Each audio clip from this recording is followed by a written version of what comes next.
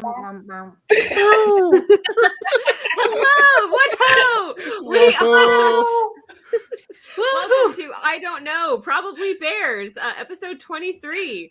I'm Abby, I'm your GM, and with me are my wonderful, bear killers. With Josh. Hey everyone, my name is Josh. I play everyone's soft boy, croissant-loving mage, Victor, and you can find me at JD Tizzle on TikTok. Liz. Sorry, my character sheet just appeared in front of my face. Hi, my name's Liz, also known as Camdenite on all of your favorite streaming platforms. And I play Alberta, who's everyone's favorite tree lady. Tree. And I am Denver. I'm Lawless Aries cosplay on all of the social medias, and I play everyone's favorite himbo dog boy, Torrance.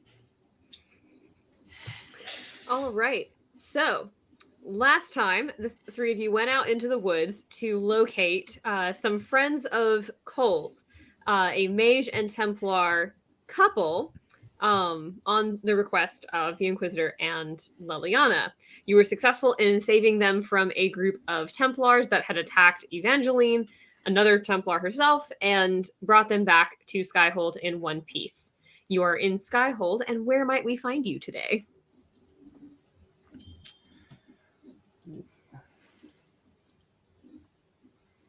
I feel like I'm leaning real hard into practicing this dual mace wielding somewhere. Uh-huh. Just hitting a tree. Yeah, pretty much.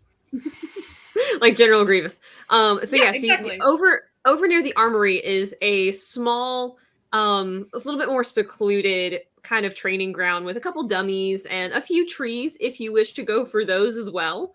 You are also pretty close to the infirmary if you were to hurt yourself. So Excellent. With that in mind, please make me a quick dex check to see if you are how proficient you are with this right now. You know what? Since That's you were fair. adding an extra one. All right, let's see.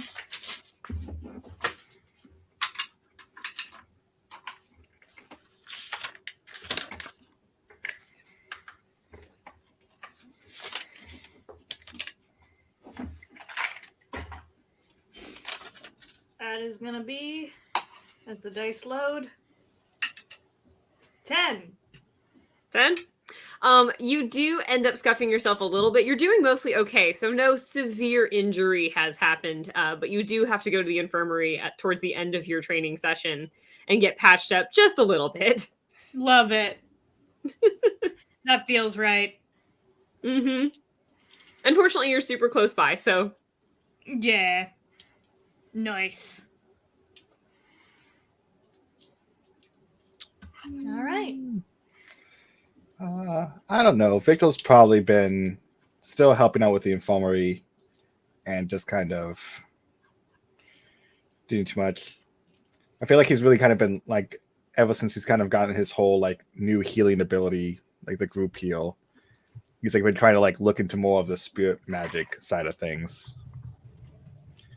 Mm-hmm. So as you're working in the infirmary and see Torrance come in with some injuries that Torrance, you can describe of however it is you have injured yourself with these double maces. I imagine it's very like I did not hit myself with the maces themselves, but I did not account for the splinter spray that would come off the trees as I hit them. So there's just kind of like what look like cat scratches almost on my face and arms, and a couple of splinters just sticking in me. Like a little porcupine? Like a little porcupine.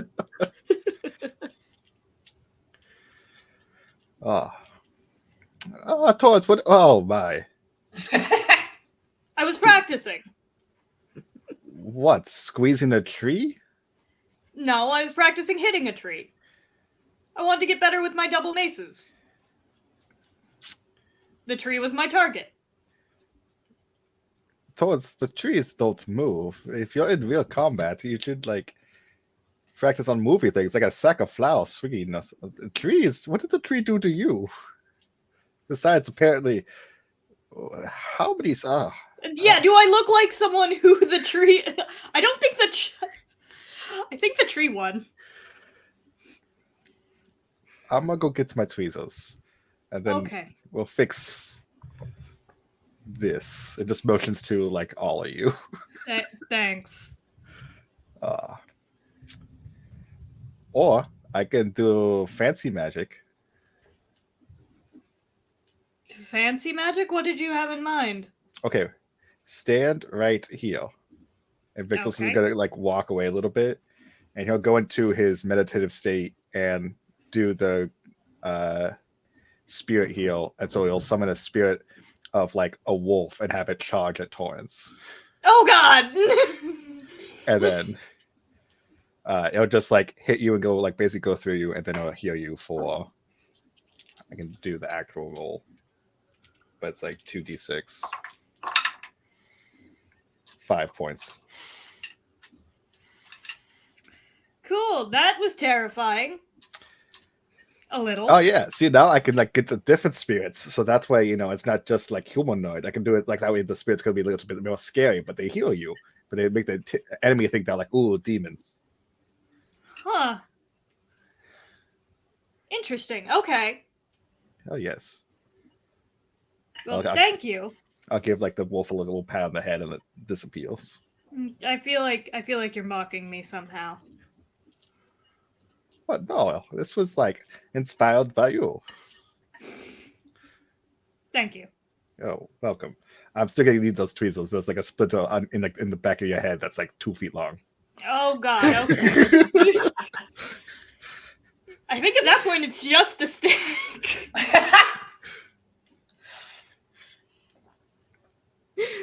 Jumping over to Alberta, where are you found in Skyhold?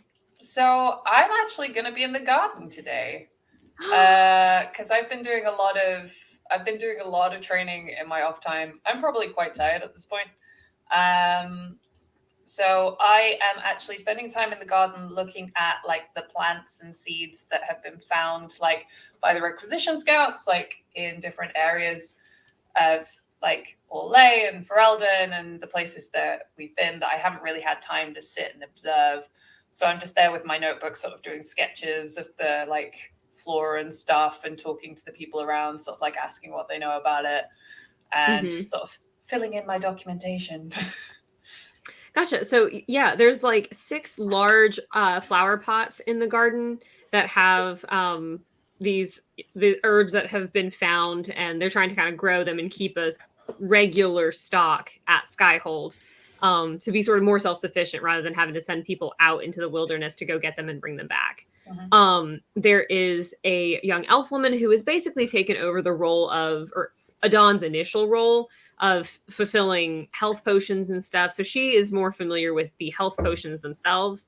Mother Giselle is also in the garden, offering prayers for anyone who would like them, and assisting the new, what's the word, herbalist, whenever required. But unless you go to them, they will pretty much leave you alone to do your sketches. I would probably, like, once I'd finished doing my sketches, go and sort of, like, be polite and say hello. Or, like, I'm not sort of just going to be, like, this weird sort of, like, imposing figure just sitting there over a notebook taking, like, sketches of plants. Yeah, I mean, there's lots of people, like, milling about in the garden, so. Yeah, but I'd probably go and see Mother Giselle, just because obviously met back in Haven, I believe. We actually spoke to her when we were in Haven. Yes. At some point. Go ahead. Mother Giselle, how are you? It's like she has finished up like tending to this one garden area, this little tiny chantry shrine that she's set up, and she stands up and says, "Very well, child, how are you?" Well, somewhat tired from our recent excursions. It feels like we haven't spent significant time in Skyhold since the festivities, and it is nice to spend some time in a more peaceful environment. It's like, I can only imagine with the with the breach still in the sky, and as to Corypheus out in Thetis, no one has much time for rest at this point.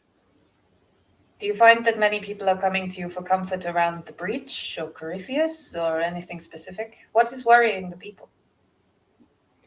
When we were in Haven, it was more of the breach, as our enemy was yet unknown. Since the destruction of Haven, it has mostly been Corypheus. He throws many beliefs into question, and the people would like an answer, one that is not easily provided. Well, we can hope to the Maker that the Herald Inquisitor, will be able to shed some light on that. That is what we all hope. I have faith. I still believe in it. We wouldn't all be here otherwise. The fact that the Inquisitor is an elven woman is a surprise, I suppose, to most of the Chantry, but we all occupy this land. So in some way, there's no reason to say who was to take up that mantle. She starts to kind of lean into the chant a little bit more and get like, not like preachy to you, but does start to kind of like recite.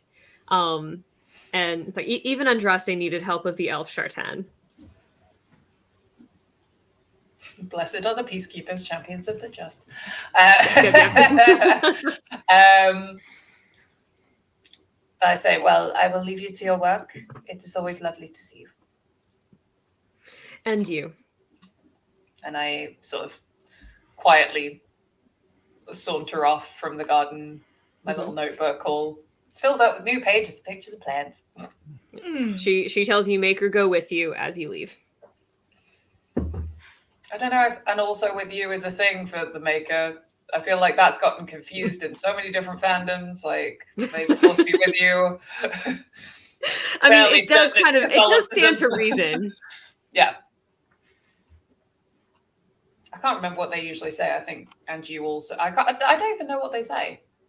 I'm trying to like bring it up from like my knowledge of the games, and I don't even know how people respond to that. To be honest. Anyway, I don't think anyone does respond. Maybe they don't. Huh. Anyway. If anyone remembers the call and response liturgy of the Chantry in Dragon Age, please drop it in the comments. Yep. I have a friend who consistently recites bits of the Chant of Light just to annoy me because we were going to play a Dragon Age campaign where he was insistent on playing a chanter, which I vetoed. Hilarious. Hilarious, but terrible to be a DM for. Right. But anyway, so as you are leaving the garden and Victor and Torrance, as y'all are getting one of you patched up, you are all summoned to Leliana's area in the rookery. Okay. That's where all the birds are, right? Yes. Nice. Birds all over your body. Wait, no. All right, so do you all head straight up there? Yeah. Yes. Yeah. Okie dokie.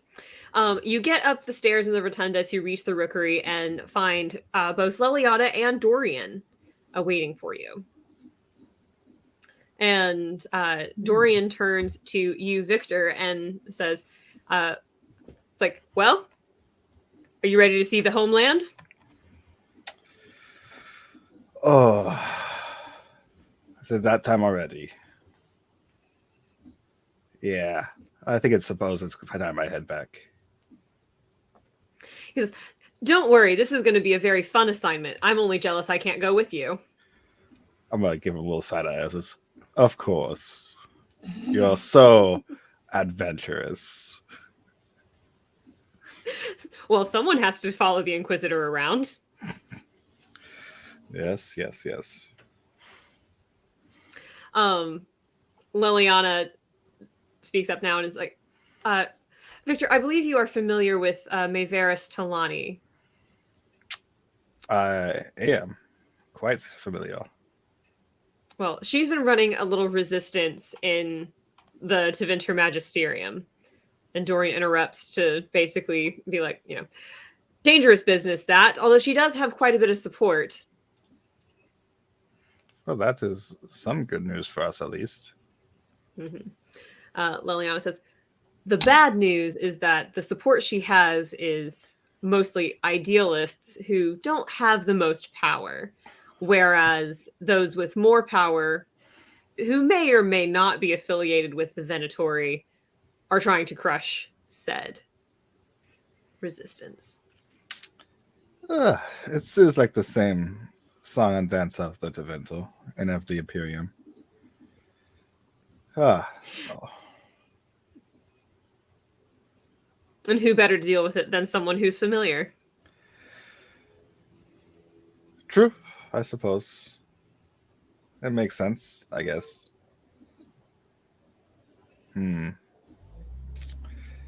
This would be very interesting. I don't think too many people will recognize me anymore. But maybe that's a good thing.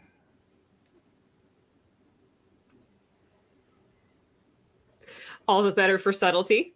No one will pay any attention if they don't recognize you. True. I mean, I can go in pretty under the cloak and understand. But these two giants over here. Oh, we'll get you toned down on those colors. On the bread side, I cannot wait to get some wine. Real wine. Glorious. Glorious wine. I cannot wait to actually try what you refer to as actual wine. Oh, Torrance, it is one of the only things I miss about my homeland. And it is a very long list of things I hate about my homeland. How exciting. Dorian says, now, the wine is wonderful, as is the history, but definitely the wine is its saving grace. Oh, yes, centuries of slavery that still kind of exist, discrimination, blood magic, old families running the government. Do you want me to all horrible things. I could go down the list, Dorian. I know that both of us have benefited from our families' names, but we are the ones to change it. And that is exactly what Maevaris is trying to accomplish. Excellent. All right. What is it that you need us to do? Liliana tells you that your mission is to go to Carinus and meet up with Maevaris and speak with her. She should take you to Minrathous to view the Magisterium. And Liliana's proposal is to assassinate one of her enemies. That makes it look like she is the one that pushed for that. And so the other ones will hesitate before striking at her with impunity.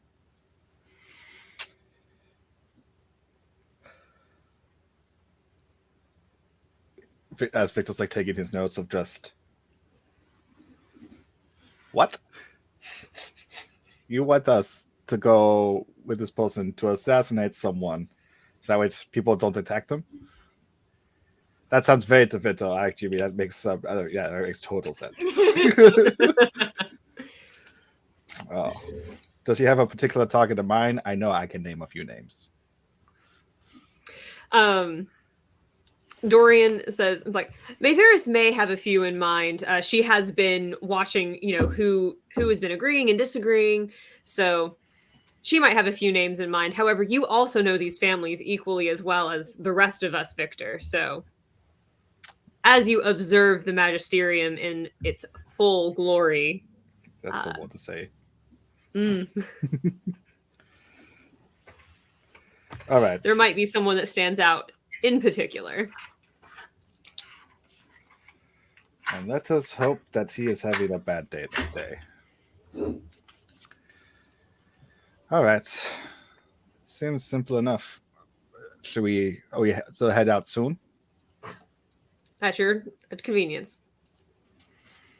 All right. What do you say, you two? You want to go see the sights of Tevinter? All right. Why not?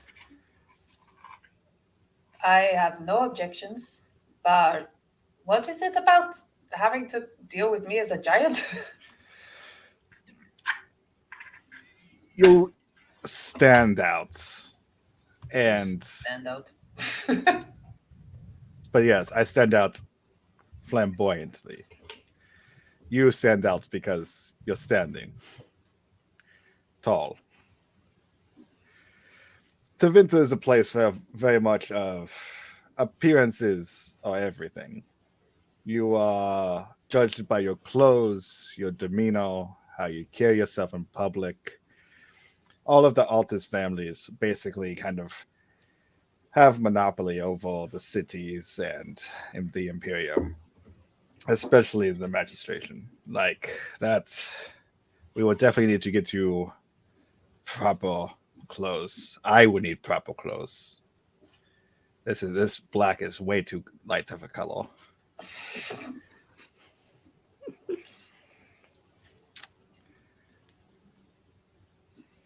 Okay. I'm confused. It's okay at once. Okay. I'll stay confused. So, especially if it's going to be meeting people of high end qualities, it's a very much a mage society. So people tend to use their wits and charms, blood magic and sorts first. And then they also have some bodyguards that kind of, do their bidding for them. But most of the people that have the real power are all mages. And not like the mages here who kind of been sheltered and, kind of hidden away from the world. For us, the more powerful magic you have, the more powerful you are, just politically or socially. So we had to make you all look like not outsiders too much. All right. That might be difficult. I have to go talk to a tailor. All right. So, where is it that we are meeting our contact again? Carinus. Carinus. Lovely this time of year. All right. Well, I'm really good. Oh, it's with a Q? Mm-hmm.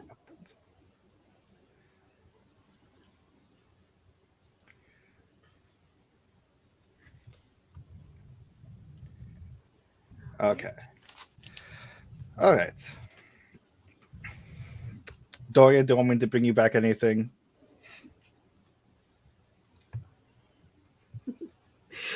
Just stories of another Venatori down. Oh. And maybe a cask of wine. All right. I can definitely do one of those things. The wine might be drunk before I get back. I could not blame you if it was. All right. Well, let us go see Maevaris. I have not seen her in quite a while. Woo. It should be fun. Oh, yes. Did you two leave on good terms, at least? We had similar opinions of the Imperium and the current state of things. Granted, I was more sheltered and under my grandfather's thumb. But she was more outspoken. That's what I like about her.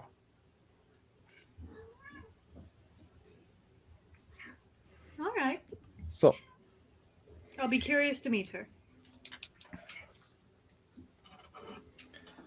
all right. Well, Victor, one other thing you know about Maevaris is that she also has a reputation for seeking vengeance. Yeah, her own father was killed by the Tevinter Templars, basically because he got involved in a plot that he didn't actually believe in, and the people who recruited him abandoned him when it went south. So he was executed formally, and since she took his seat in the magisterium, pretty much everyone that had been involved was either like killed, turned pauper, all of that type of stuff. But no one could prove it was her. So she has this reputation for getting vengeance.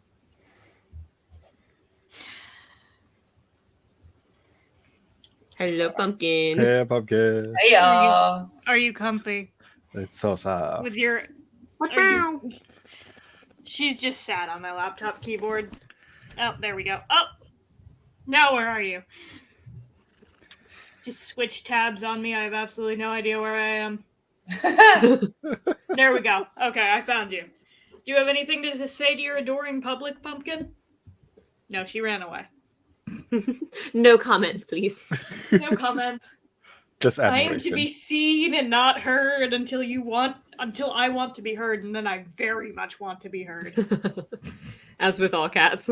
Yes. All right. All right. I don't think the Talos heel will be able to accommodate the latest of Tevinter styles or get the right black right. Should we go towards Tevinter? We'll probably have to be in Tevinter, but before we get into the Magisterium, we should definitely have a change of clothes. Victor will go to his room and grab because his current cloak is just like what he like edited on from the Tevinter style, but it's all that. But he will grab like his old like buttons and stuff and have it ready. Okie dokie. Oh well, this should be a grand old time. And you just kind of like Victor's kind of like he doesn't look excited at all. It's just like right. At least I have my shock bombs. I feel like that's not. I was about to say I feel like that's not the typical attitude towards going home, but for this party, it does seem like the typical attitude towards going home.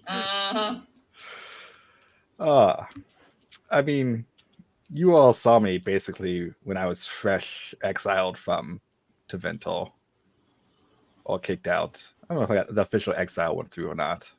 Might still be legislation. But it wasn't the best childhood, and my grandfather isn't the best person. He has a seat in the Magisterium, and it's not great. So, but we will talk more of that when we have Tevinter wine in my stomach, because that is when I shall drink to my emotions. Fair enough. All right. Understandable.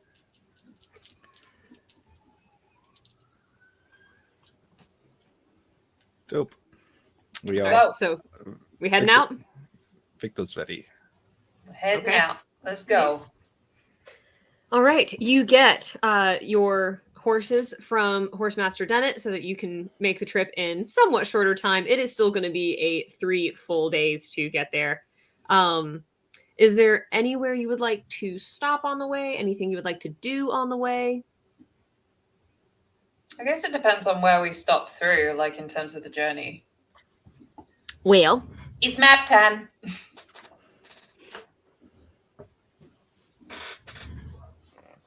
let's see. We are down. Okay. We're down here. And you're basically going to get all the way up here. Yeah, here. Wow. So you're going like straight north. So we go through. For maybe more than 3 days. Yeah. Yeah. So are we going through Navarra or the Free Marches? You're definitely going to run kind of along that border. So you Okay. could either swing into either. In Navarra, you're pretty much close to Navarra City. You're also going to be close to like Hazmal and Tantervale in the Free Marches before crossing through. Well, if you take this road, you're going to go right through Navarra City. Unless you just want to swing wide. I don't think we should necessarily swing wide. I'm thinking of where we should go for provisions and what would make Victor happiest, because this feels like a trauma journey for him. I'm thinking Navarro will have better pastries. Good call. Don't get me wrong, I love the free marches, but I think Navarro's got the better pastries. I was like, Free Marches does have some very questionable food items. Yeah. What do you think, Victor? I feel I could go either way. Navarro sounds like the faster routes, though. And the more, once we get this done, the better. Yeah. We'll cut through. We can pick up provisions on the way. It gives us a chance to restock. It means we don't have to take as much when we leave Skyhold, so it might be the best call. Mm-hmm. Yeah. So that basically sends you through Jader and then through Cumberland, up through Navarra City. You'll cross through the Silent Plains, which is just all like desert. And then cross through Solus, Paravantium, there we go. And then north to Carinus. Okay. Going to the beach. Beach episode. Beach episode. Yeah, you are going to be on the beach, technically speaking, at 3 different points. Nice. So, do you spend any extra time in any of those places to restock, check in on people? What's up? I don't think we'd necessarily check in with people for me and Navarra because we were there fairly recently. Like, I would probably save that for the trip back if I was going to do it, because obviously we want to go and deal with this first. I agree. Agreed. Okay.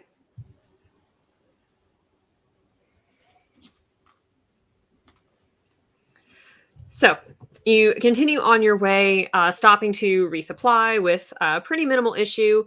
As you're going through Navarra specifically, you hear a couple different rumors about an end to the Orlesian Civil War and wondering what the final result will be and what this could mean for Navarra, having been a previous extension of the Orlesian Empire.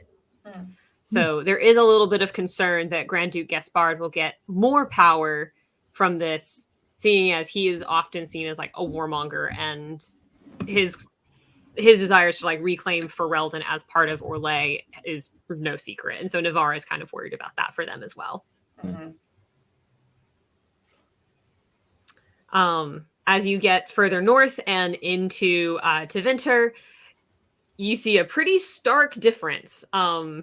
There is some like Venn diagram type overlap of architecture and like style of dress. But the further north you get, it starts to get more and more Tevinter, more and more ancient, more and more spiky. Tevinter loves its spiky decor. It does. And at this point, you are on kind of the south end of Tevinter. You are not yet to Carinus. Victor, did you want to stop before arrival in Carinus, or did you want to get to Carinus first before you went clothes shopping? Carinus is outside the main capital, right? Yeah. Yeah. I think we can get to Carinus Falls, and then when we get into Valdorma, is the capital city. Minrathos is where the Magisterium is. Minrathos, yes. Okay. Yeah, I think we get to Carinus, and then we can make contact, and then see what our clothes need to be able to do. Okay. So you arrive in Carinus. Victor, you have been here like at least once before. You kind of know where the Tilani estate is. And plus you were also given any additional directions you could have wanted from Dorian, who has spent a lot of his time there. And again, as you get into Carinus, which is a major city in Tevinter, you see a lot more of these like just ancient streets that are, you know, like cobblestone, think like, you know, Roman roads type deals. And they're very narrow, and you see a lot more well-dressed servants about, many of them elves. Yes, they are slaves. So, yeah. You arrive at the Tilani estate and are welcomed there. Take it from here, folks. Ah. Right. I am a little rusty on my Tevinter, but I shall give it my best. What's the like tradition? There's like is there like a Tevinter way of greeting? What ho, of course. Oh. But I will speak in Tevinter and like talk to the person answering the door and being like, we are here on business for Maevaris as friends. Gotcha. No sooner that you say this, you see a tall blonde woman. She has short hair and is dressed very extravagantly, with little like kind of fur detailing on her blue dress. And you hear this voice just go, Victor! Oh, by the stars. Maevaris, you look absolutely stunning, of course. He gives like a deep bow, courtesy. She comes up and just gives you like a hug.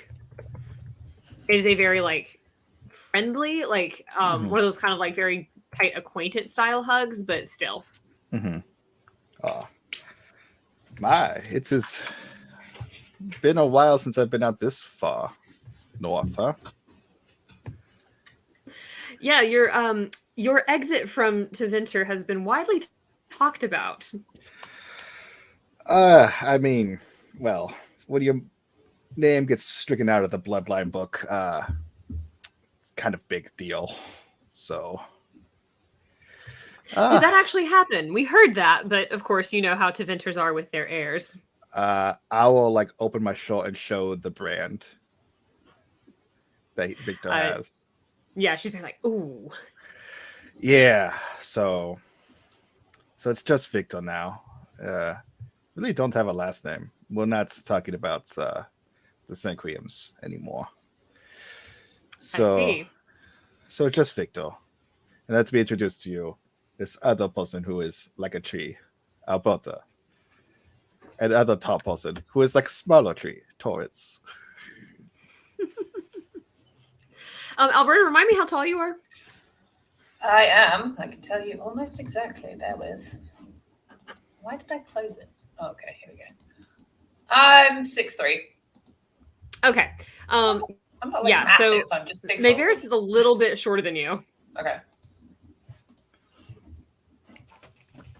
I sort of do the standard, bow, trying not to look awkward and failing. Yeah. She's like, it's like you don't need to bow here. All right. Maevaris and I were part of a new generation of Tevinter that wants to get rid of some of the old traditions. But first things first, should we discuss our business here in private? Yes, we should. And she leads you up to a sort of study. So make sure that like the door's closed. So Dorian sends his regards and a most peculiar request for us to help you with.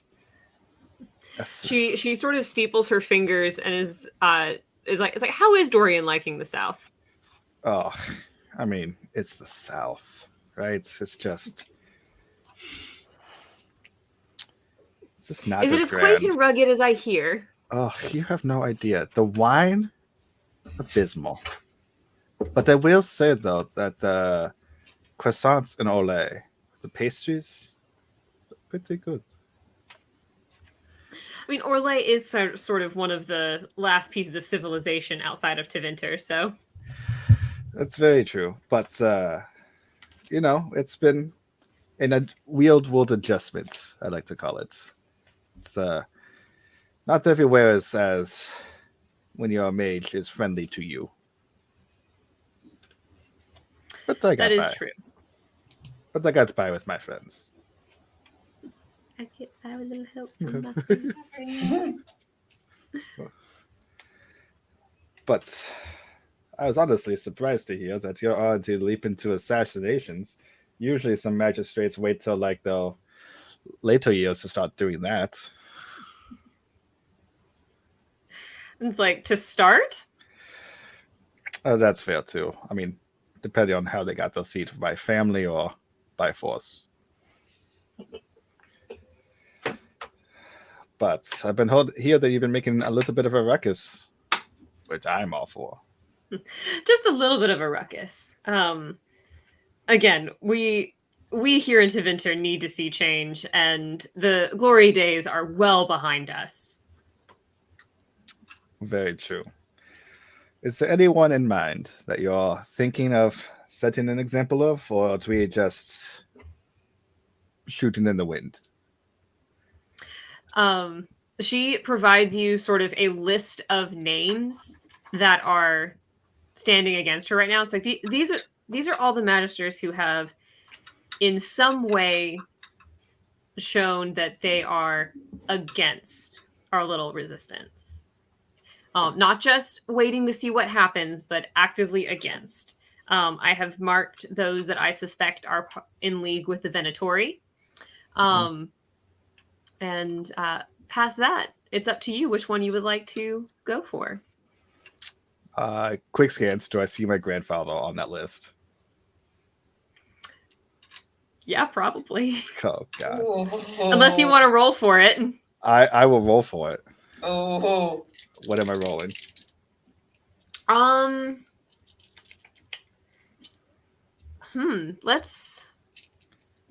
That is an excellent question, because obviously it's either there or not. Let's just do it kind of like as a luck check, and you tell me which direction you want this to go. I think bad luck, he's there. Good luck, he's not. Okay.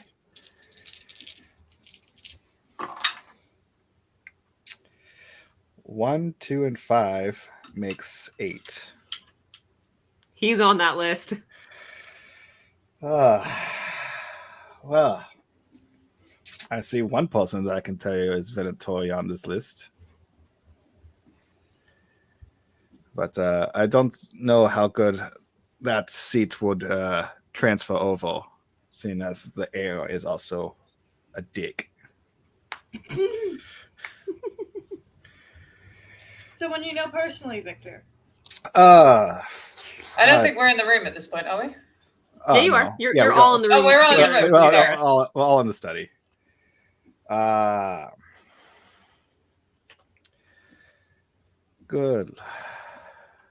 Good Lord Barrows. As much as I would absolutely love to, I think it's a little too soon to start killing my own grandfather.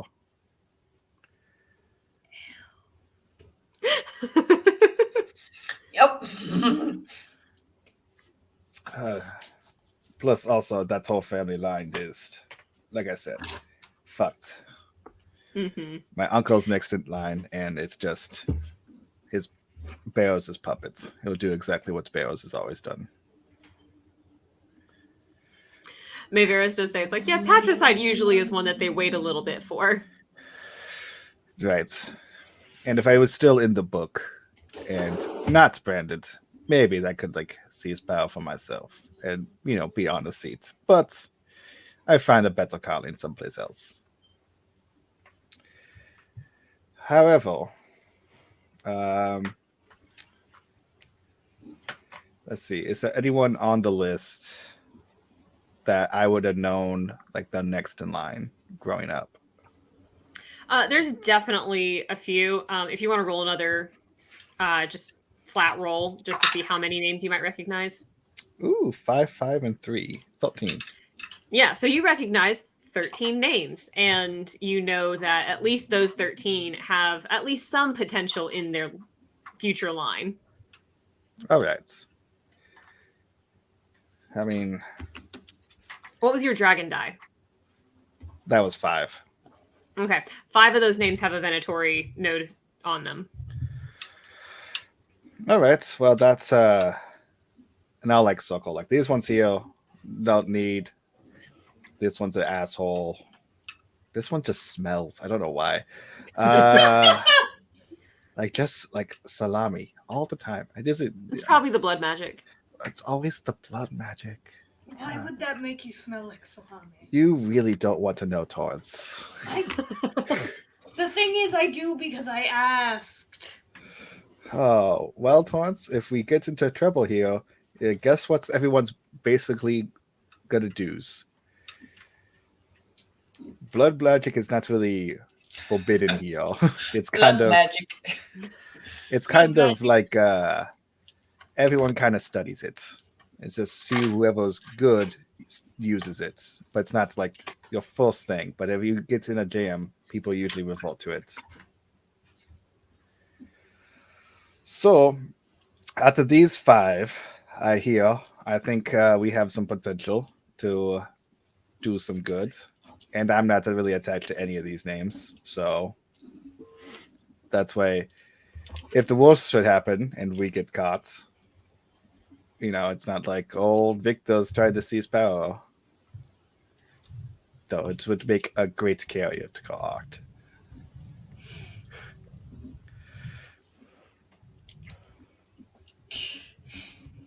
All right. All right. So, out of the 5 names, is anyone who's really bad? You see 3 names in particular that you've had more specific run-ins with, and you just like especially hate those guys. They are Decimus, Tiberius, and Thrax. Yeah, they don't sound like nice people.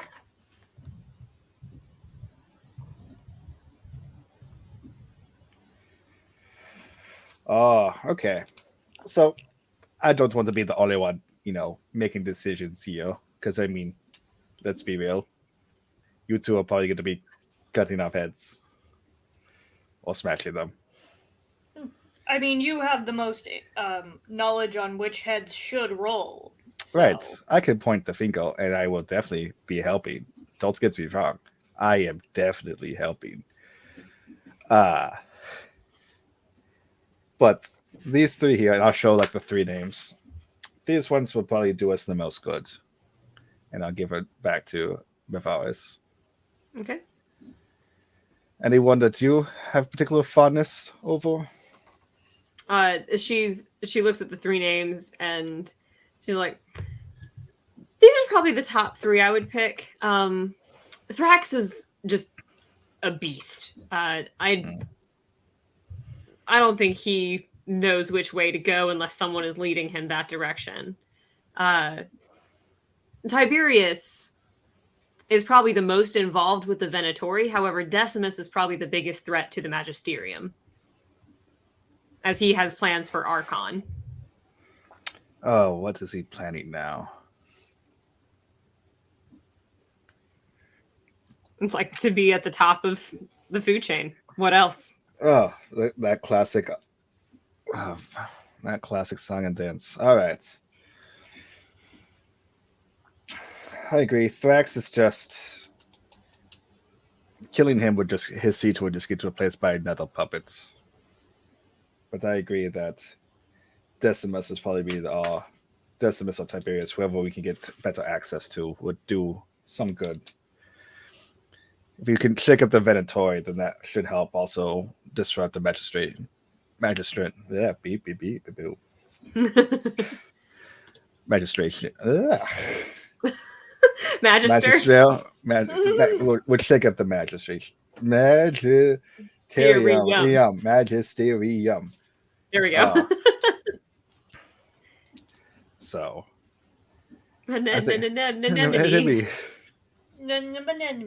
Okay, don't hurt yourself. Okay. So, all right.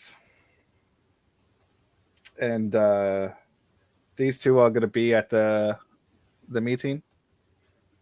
Of course. And are we doing this in public or? The more private, the better. All right. I didn't know if you want to do like, set it style. Well, I wouldn't want any of you to be arrested on my account. True. I don't think I'll go to a last in Tevinter prison. Fight me, Victor. Oh, and you would do so well in prison. Oh, no, Torrance, I'll be dead before I go to prison. You'll never take me alive. Which is why Alberta would do so poorly in Tevinter prison without Victor. We'd be sad. Yeah, there would. To be fair, like with all the like banter and the back and forth, like sometimes it's sniping, but I don't know what I'd do without him now. To be fair, I wouldn't know what to do without either of them. I remember having this really emotional moment, finding out about Torrance and going, I wish you'd been able to tell us. It's just like this weird sort of like this huge person just being like, I'm so emotional all the time and I'm having to hide it and be like, Oh. All right. Well, Mev, let's first things first. We need to be properly dressed. Do you have a tailor Armentano or? Oh, of course I do, dear. She gives you the name and address to go find them. Oh, this is so good to be civilized again. It's like, well, one does not dress in such finery without having one in mind. Exactly. I think for us, a good, not quite, servant level, but kind of ornate, but not extravagant. We'll leave that to the professionals, and I give a wink over to Maevaris. Mm-hmm. But we're gonna get some black. I think this is the one makeover that Alberta isn't dreading. Like she's actually okay with it. All right. So, do you think we can stay here, Mev, or we gotta not be associated with you? Oh, no, of course you can stay here. Your rooms are already ready, and dinner is in progress. And she leans over to Victor and whispers, don't worry, they're good wine. You are literally the best. Don't tell Dorian. I'll tell Dorian. Dorian knows, okay, right? We Dorian all know. knows. Dorian would not take offense. Yeah.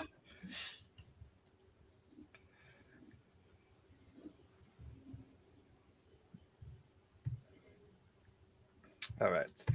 So I guess we get settled, and then we shall go to tailor shop.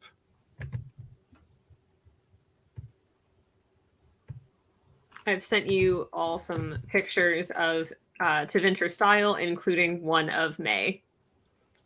Yes.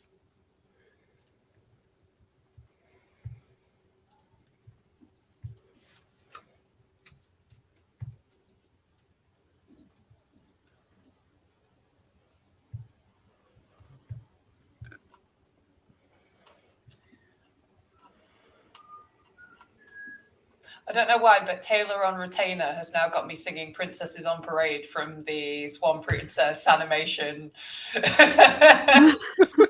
Yes! A stellar song. Princesses on Parade.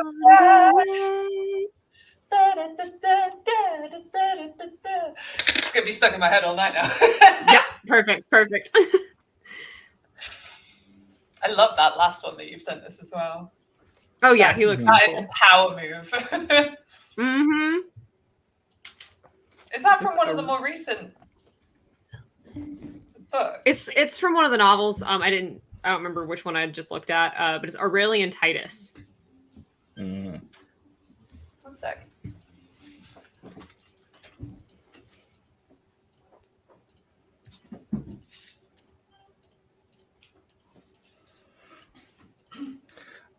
Oh, and Victor will because he usually like carries his like staff like wrapped up, so people just think it's a stick. Yeah. He will unwrap his staff and just walk around with it. Nice. Yeah, as you are starting to walk around with your staff completely uncovered, the reception on the streets to you has very much changed. Because originally everyone was just kind of like, it's just some guy, and now they're like, oh, a mage. And so you're treated with marginally more reverence because they still don't know if you are an Altus or a Soparati or whatever. Mhm. But they know that you are a mage, and that is enough. That is a step above not being a mage. Which is a few steps above regular Right. people. Mm-hmm. All right. To the tailor shop. All right, so you go to the tailor shop. It's pretty easy to find. It's pretty close to May's estate because why would you travel too far to go shopping if you don't have to? Hey. All right. We shall go in, and I will speak the Tevinter. What ho? What ho, good friends? I don't believe I've seen you before.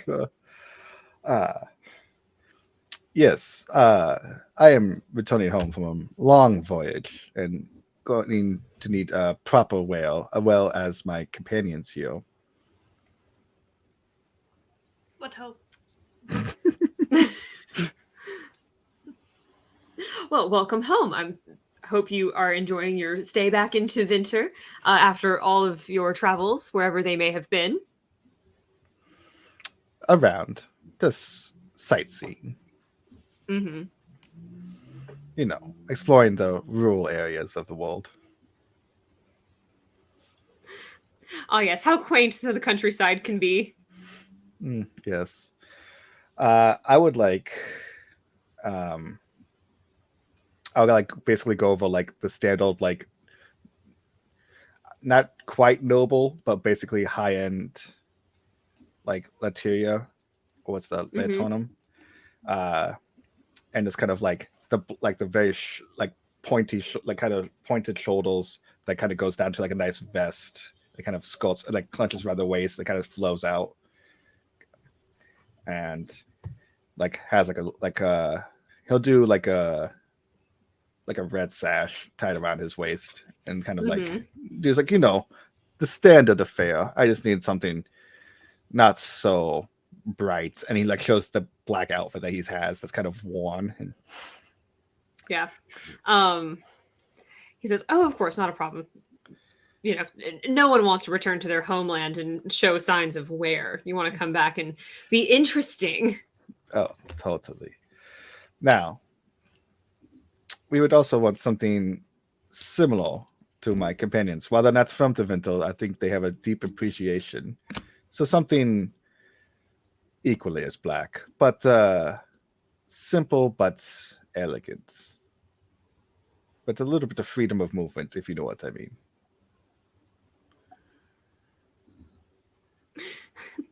Oh, of course, but we're not like those people in Orlais who just wear ruffles for no reason. Excellent. Come, how about the thorns? Come, you get your measurements. Oh god. Now, what This color is- black do you need? We have Midnight Black Cat Black.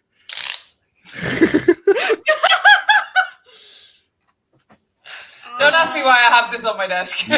you want to play that game? We want to play this game. The timing Oh, is God. perfect. Oh, Oh my god. Just. There we go. Enjoy rolling that one back up. I don't have to because I have a box. Okay. I regret my decision. Tipsy Taylor. What's in the box? Self plug. If you want commissions, Tipsy Taylor. Oh. Yeah, so I'm thinking kind of the standard vest style, so that way their arms can do the swinging Mhm. of the weapons and things, and kind of like I said, like ornate when it's like kind of like that black on black detail, like embroidery, but not too gold and silver shiny. We want to attract attention. Gotcha. Yeah, so what is Victor, what you know is common for a lot of nobility in Tevinter is to have some type of serpentine pattern somewhere in like a brocade, maybe. Because this tailor does not know that you are technically of the nobility, or at least have been.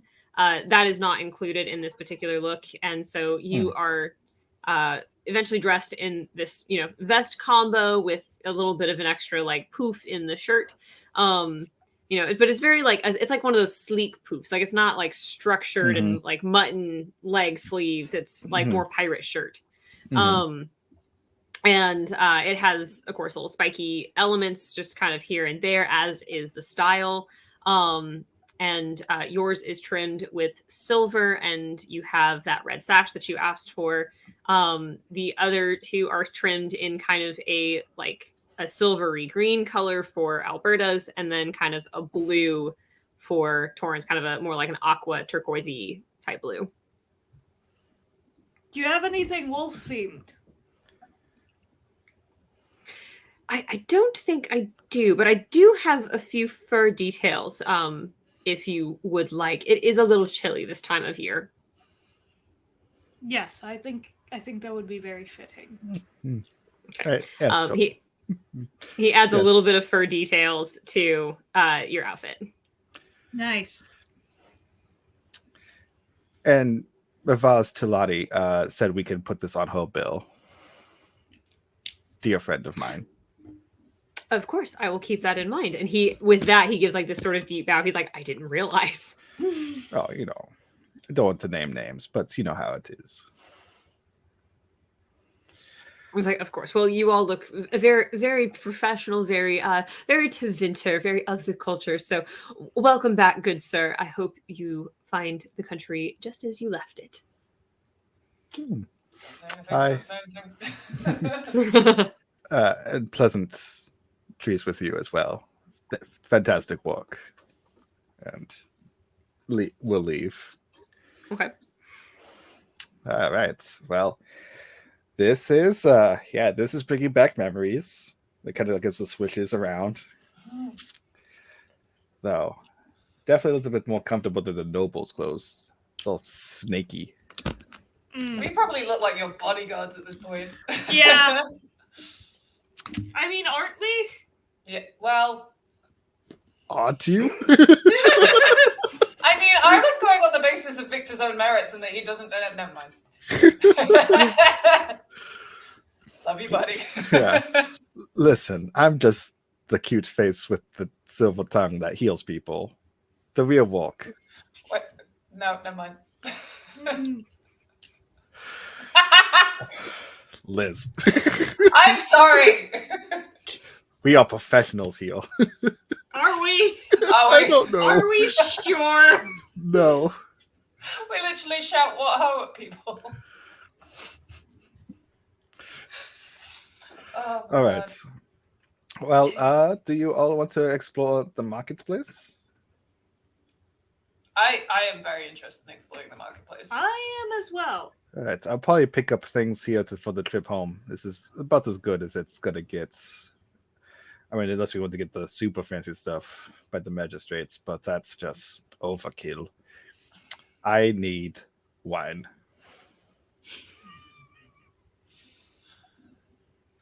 All right, So as you are as you're walking through this marketplace, there's lots of stuff available. A lot of it is craft stuff.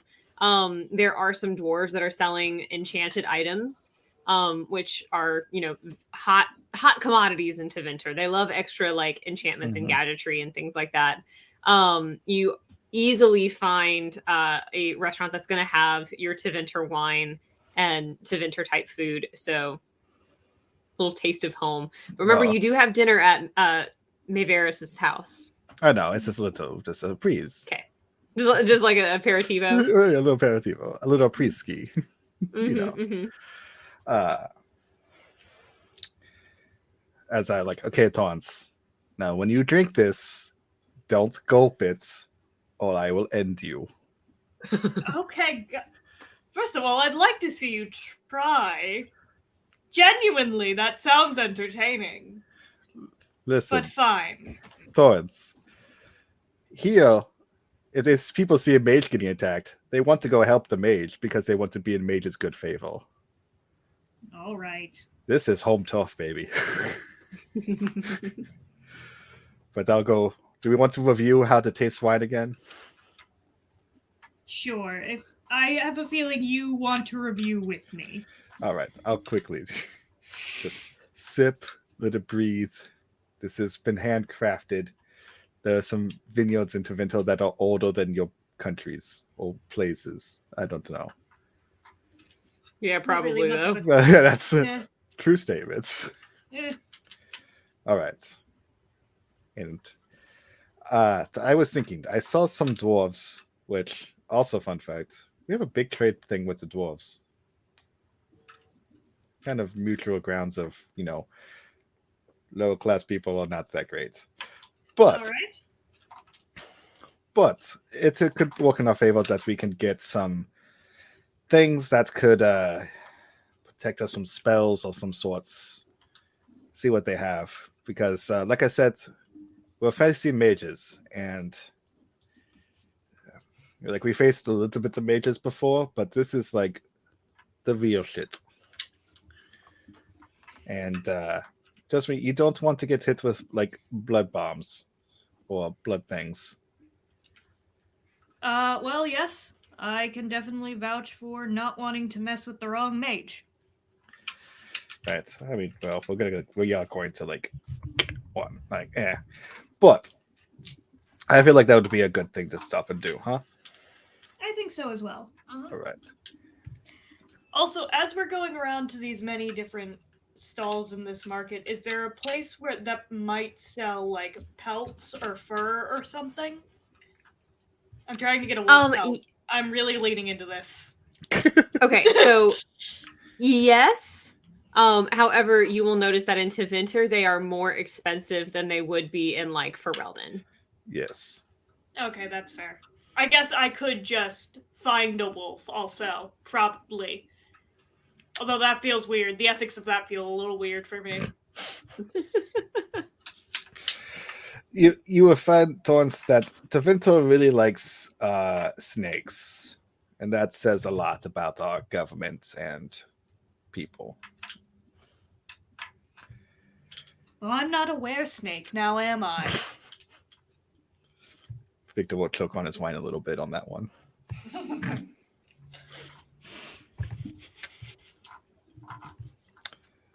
Is there a were snake? I mean, I haven't met one. I don't know that they don't exist. That's terrifying. I'm sorry I brought it up. No, it's all good. It's all good. Get back to enjoying this wine and not having nightmares of a giant whale snake. I mean, it might end up being small. What if you were a human man and then you became the size of a snake? Is that how being whale does things? I thought it I gets mean- bigger. I got bigger, personally, but I assume that there's different versions of this. I don't know. You're the one with magic. Okay. I'm just the one that stole from the wrong guy. I got better. Okay, listen. You see my magic. I do the telekinesis stuff and then the healing thing. That's Well, my you made a wolf appear earlier. with spirits from the spirits realm. That's all spirits magic. I don't do the transformation stuff. That's difficult. That's not like where my where I tested it good at. On like the ASVAB scores, that was not my choice. All right, fair enough. But honestly, though, if you were looking to reverse anything, if you wanted to, Tevinter will probably have the place to do it. I think I'm gonna ride this out a little longer. I mean, it's pretty badass, so I'm all set. Yeah, I think it's cool. I think so too. In a way. Now that I have slightly more control over it. Fair. All right. Let's finish our classes, and then let's go to a dwarf stall. Okay.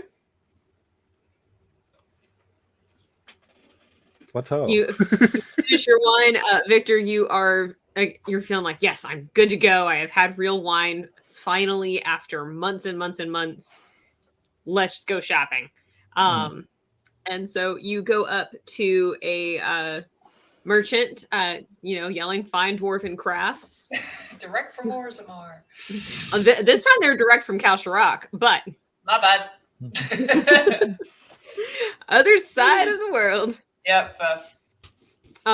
So direct from Kalsharak, you have Fine Dwarven Crafts. There's a variety of weapons that have runes on them. There are a small handful of runes that are not attached to anything yet. So what are you looking for? What would you like to peruse while here? First, I'll go. Torrance, you know the things we talked about? Those are what they are, and that's what they look like. Oh. So it's Interesting. so they wouldn't be on a tree. Okay. So dwarves make them. I mean, I feel that's a fair assumption. Yeah, that's yeah. Okay. I don't know what they come from, but well, dwarves probably have them. It's a good assumption. If anyone wants to make any type of arcane or historical or cultural lore, they can roll that for where those runes actually come from. Ooh, triple I'll do it. fours. I'll do it, but I feel like I'm gonna do real bad. I thought I had history, but I don't. I thought you did too. Oh. Do you have military lore? Yes. No, Okay. I also have military lore, and I have historical lore. I forgot Torrance was a nerd. Anyway, I got a 12. All right, so we have a 12. Victor, what was your total? I have 16, and I rolled doubles, and I don't think any stunt was going to be really needed, so I'll save my stunt points. Yeah, so oh my gosh, I'm sorry. That might be my fault, sorry. Dang it, Liz. Making Sorry. contagious. It's like not doing So runes like originate in a multitude of different places. A lot of them are originally elven in origin, several are also dwarven in origin. Where they are created to then get attached to like weapons and armor is either by dwarves or by the tranquil mages. One of the two. Because you have to have some type of lyrium resistance to then use the amount of lyrium that is required to create it into a physical rune. But the symbols themselves are far older and go back to, like the elven days of Arlathan, the dwarven Tigers before the Blight ever happened. There are some that are as recent as ancient Tevinter, but generally they're going back even further. Mm-hmm. So what would happen if, say, I drew one of these on something? Would it do nothing? Would it just be a drawing? Yes, Thorns. It would. It's not so much as what it looks like. It's more of what it is, if that makes sense. It's kind of, ancient. It's really kind of hard to make them. It's kind of like a finite. But from what I know, in Tevinter, we get our runes mostly from the dwarves. All right. Interesting. I've learned so many new things today. Woo. What ho, dwarven friend? Whoa. Oh. What sort of fineries do you have for us today? Runes, sigils, weapons with runes. Ooh. I'm more of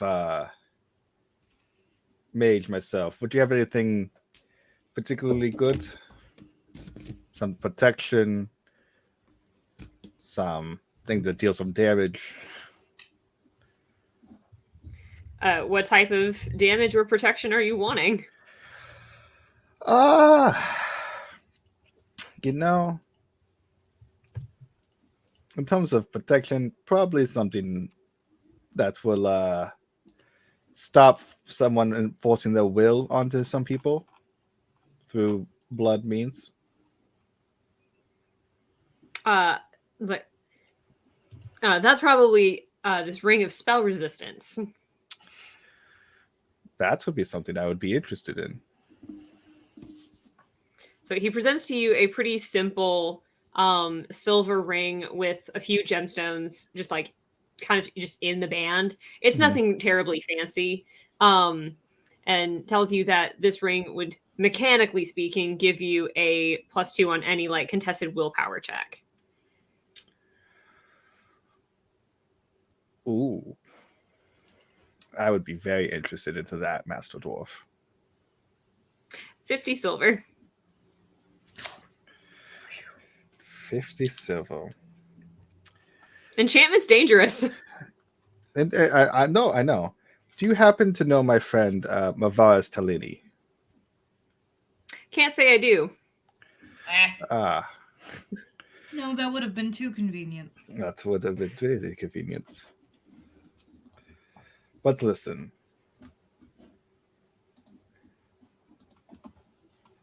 How much gold is in the silver? Or how much silver is in the gold? I believe it's 100. Hang on one second. I can spare you like 10 or 15 to like put I in for know. it. But you guys need stuff too. Also, have we gotten paid? Yeah, you've been paid. Yeah, 1 gold is 100 silver is 10,000 copper. All right. I have enough to cover that for myself. Okay. Just not happy about it. I thought we could just keep it on May's tab. Well, I guess we went No. to the tailor that was on retainer, so fair. That's Taylor on retainer. Taylor on retainer. Tailor on Princesses retainer. on parade. God damn it, it just gone.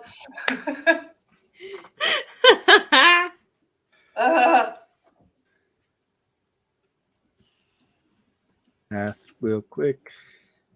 It is half a gold, if that helps. Yes, I was splitting. I'll like give him the gold piece actual change back. Okay, he gives you 50 silver back. Mm-hmm.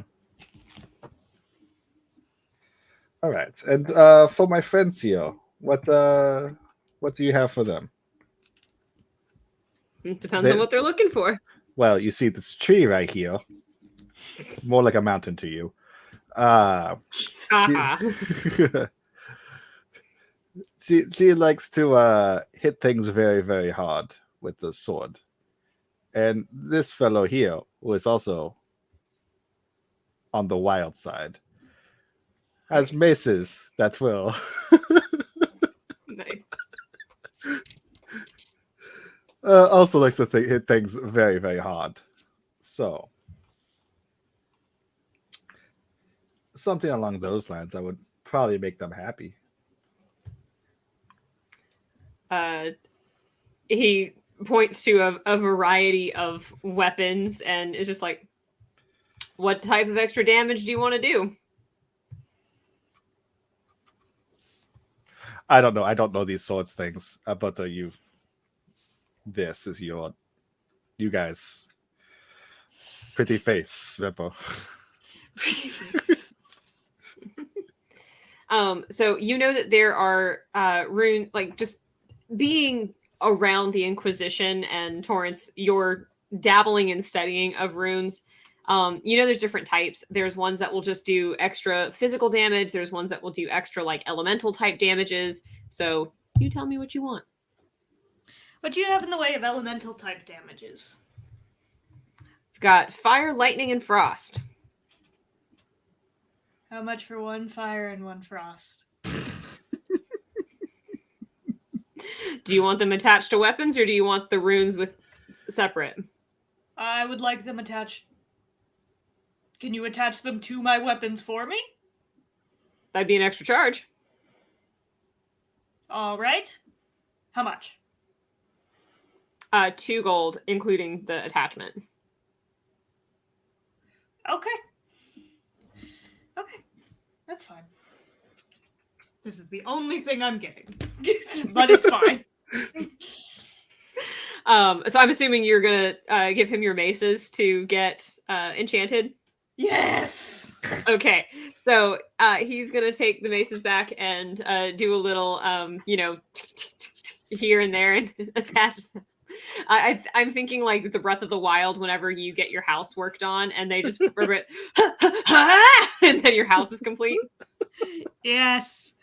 But in this case, Perfect. it's your maces with fire and ice powers. So depending on whichever mace you use, you will get an extra 1d6 of fire or frost damage. Hell yeah. I've accomplished everything I've ever needed. Twin Rova over here.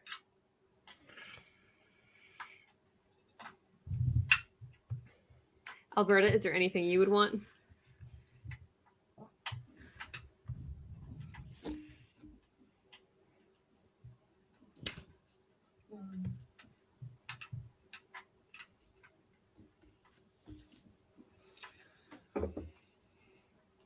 What do we face a lot of?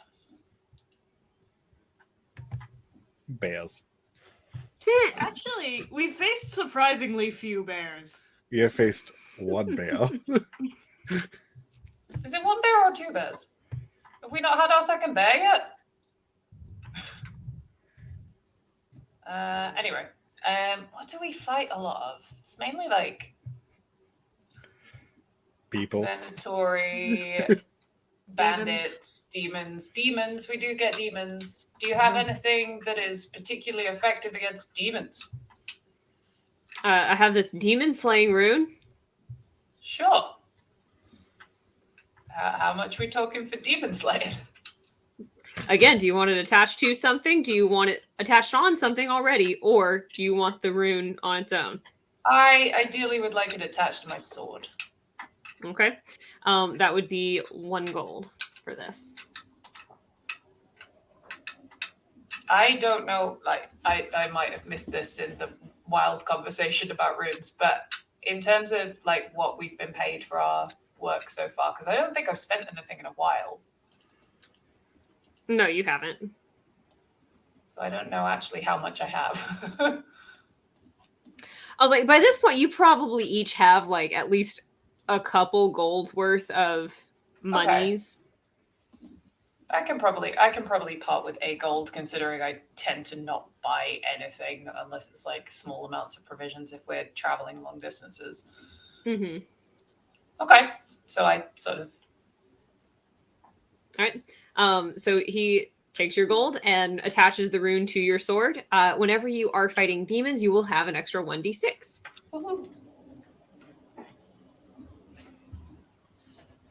I will write that down and add it to my character sheet later because Yes. my Adobe is Yes, going please crazy. write that down. Extra 1d6 on demons. Yeah. And I had +2 willpower, +2 willpower on spell checks, right? Yeah. So like if you're making like a contested, like you have to make a willpower save or something like that, then you'd have a +2. That's going to be very useful later down the line. Okay. So, I think it is time for us to go enjoy our dinner with our fabulous host. All right. I must say, us looking all like in matching black, you look like a unit. Squad. Squad. I was about to say squad goals, but I don't think Torrance can say that. I feel like that's not something Torrance should be able to say.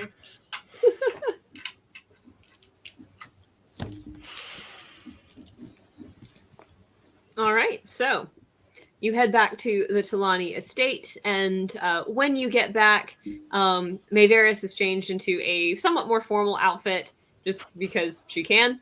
and dinner has pretty much been served pretty close to whenever you walk in the door. And it is like a full feast, like full banquet for, small banquet, but still. And there are like pitchers and pitchers and pitchers of wine. So like, I approve. Yes. Victor, I have a question Yes. about Thor. etiquette. Yes. Is there an amount when being served that is considered too much for you to take from what is being served?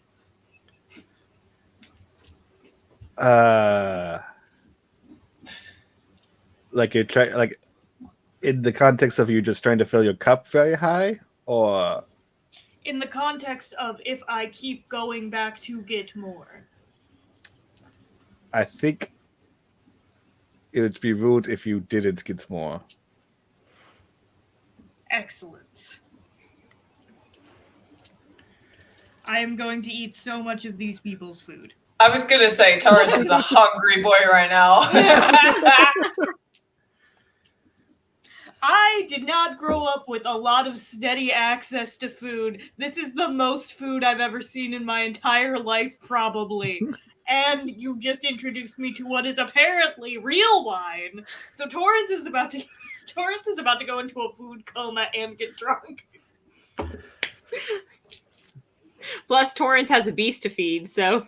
Torrance does have a beast to feed. Torrance is eating for two. Sorry. Okay, I thought of it, but I wasn't gonna say it. I'll get it for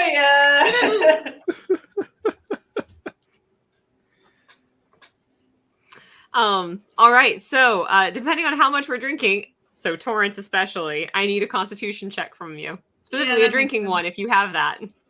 I don't think I do, which is unfortunate for me. In This is the game that like they made it a stat, and it's like you probably actually take that if you're gonna be playing like we normally do D&D. 13. 13, 12. 12, 12. 12. All right. All of you definitely drink more than you really thought you did. And like you're not, over the porcelain throne or anything like that, but you do feel a little hungover and groggy the next morning. That's bad. Yeah. Oh, I have not partied like that in a while. It wasn't even technically a party. I know. I feel like Mavis would disagree. Maevaris, sorry. If that's not a party, what do you do to party? Todd's, it will literally blow your mind. Clearly! Tevinter is all about extravagance and hedonistic desires being fulfilled at every whim.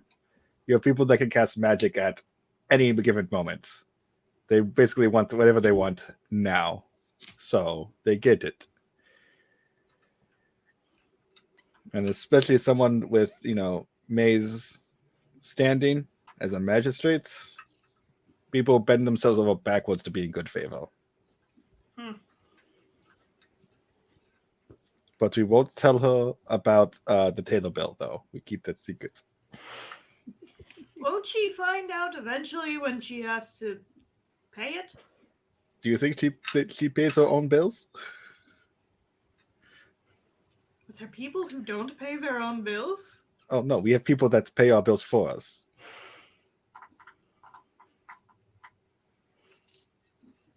Do you pay the people to pay your bills? Oh, that's a tough question, Todd, because sometimes it's no. But sometimes it's yes. Okay. Important follow-up question. Legally, are you supposed to pay the people to pay your bills for you? And Tevinter, no. Interesting. I urge This you is a not to look strange place. I urge you not to look too far into noble families in general. It is... Extravagance comes at a price, Dorns. And, Well, And it doesn't in sound Tevinter, like that price is blood. It sounds like it's a price you guys don't often want to pay yourselves. Anyway. Whole Well, retrospective when you of phrase it like that. indeed. Why do you think I love you all's company? No, I just simply Accountability. I simply thought it was because we were fun and spunky. Oh, Taunts. Of course you're fun and spunky. Well, Also, I also got kicked out of this place. Remember that too. yeah, no, I remember. All right. Well, wait for the breakfast feast to happen, and then we shall go to the Magistradium. There's another one? We have to have breakfast wine, Torrance. You have to start What? our day right. Wine. You have to start our day right. Dear God, all right. So for your breakfast is a lot smaller, as it is technically going to be on the road. Maevaris has a carriage situation waiting for y'all and herself, and you are going to travel with her to Minrathos and be her guests as the Magisterium meet. So.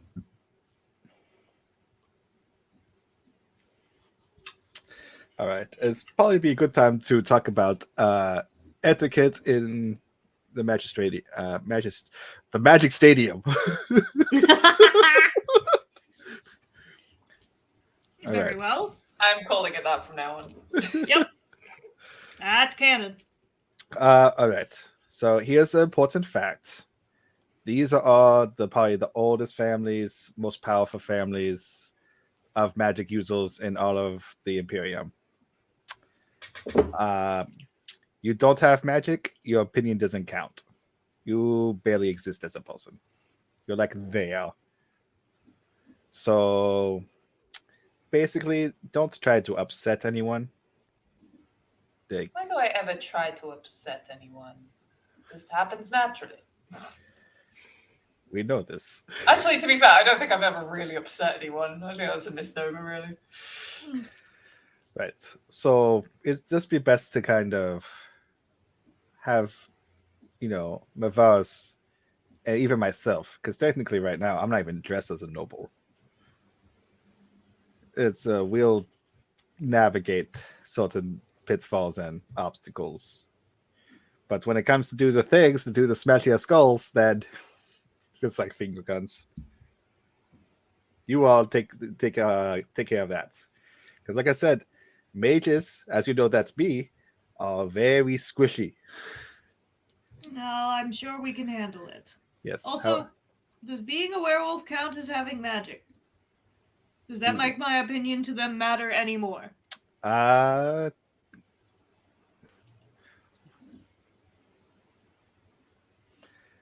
think that would make it'd be like you're like a test subject. Because it's something okay, I'll keep it to myself. Yes.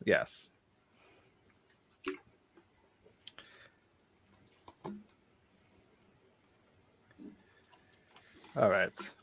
I'll taunt Maevaris. All right. So what is the plan? We meet with people, we get a bead on either Decimus or Tiberius, and then take them outside in the alley. Outside in the alley is good. But as far as like the actual meeting goes, it will just be a magisterium session. Oh God. So boring government stuff, I'm afraid.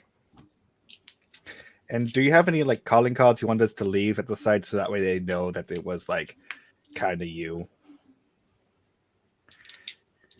I don't think a calling card will be necessary. All right. I mean, some people leave the cards. Some people was that one magister that had that one flower that everyone knew was his favorites, right? It was always his political enemies. I don't know. Yes. Right. I think it's a little old school, but I feel like it gets the message across. But I think you're right. This will be a little obvious. Okay. So, as you ride into Minrathos with Maevaris, it's a much bigger city than Carinus, even more ancient, even. So it sort of is like the difference of like Verona and Rome, where it's like similar, ancient, historic, all that, but just way bigger and way older. And then you reach the Magisterium, which is this enormous complex of buildings with like these reaching spires up into the sky.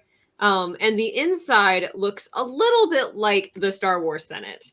You have the Archon in the center, and then all of these like, theater type boxes surrounding with the different magisters and their personal guests with them in their box.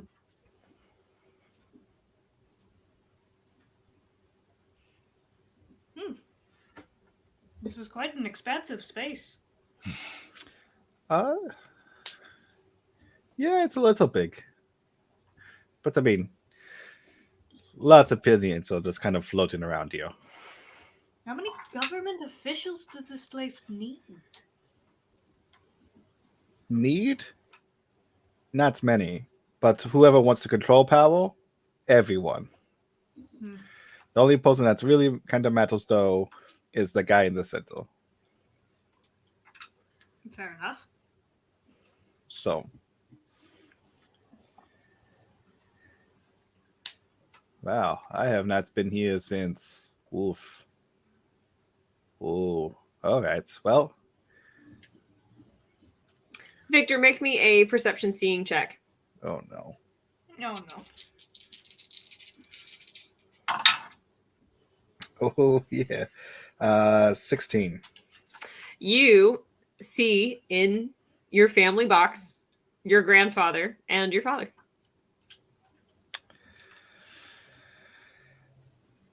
Oh. Your grandfather's looking a little rough, but more grumpy than usual. So he's still well enough to just be like, and your dad is kind of like at his side and doing the dutiful son act.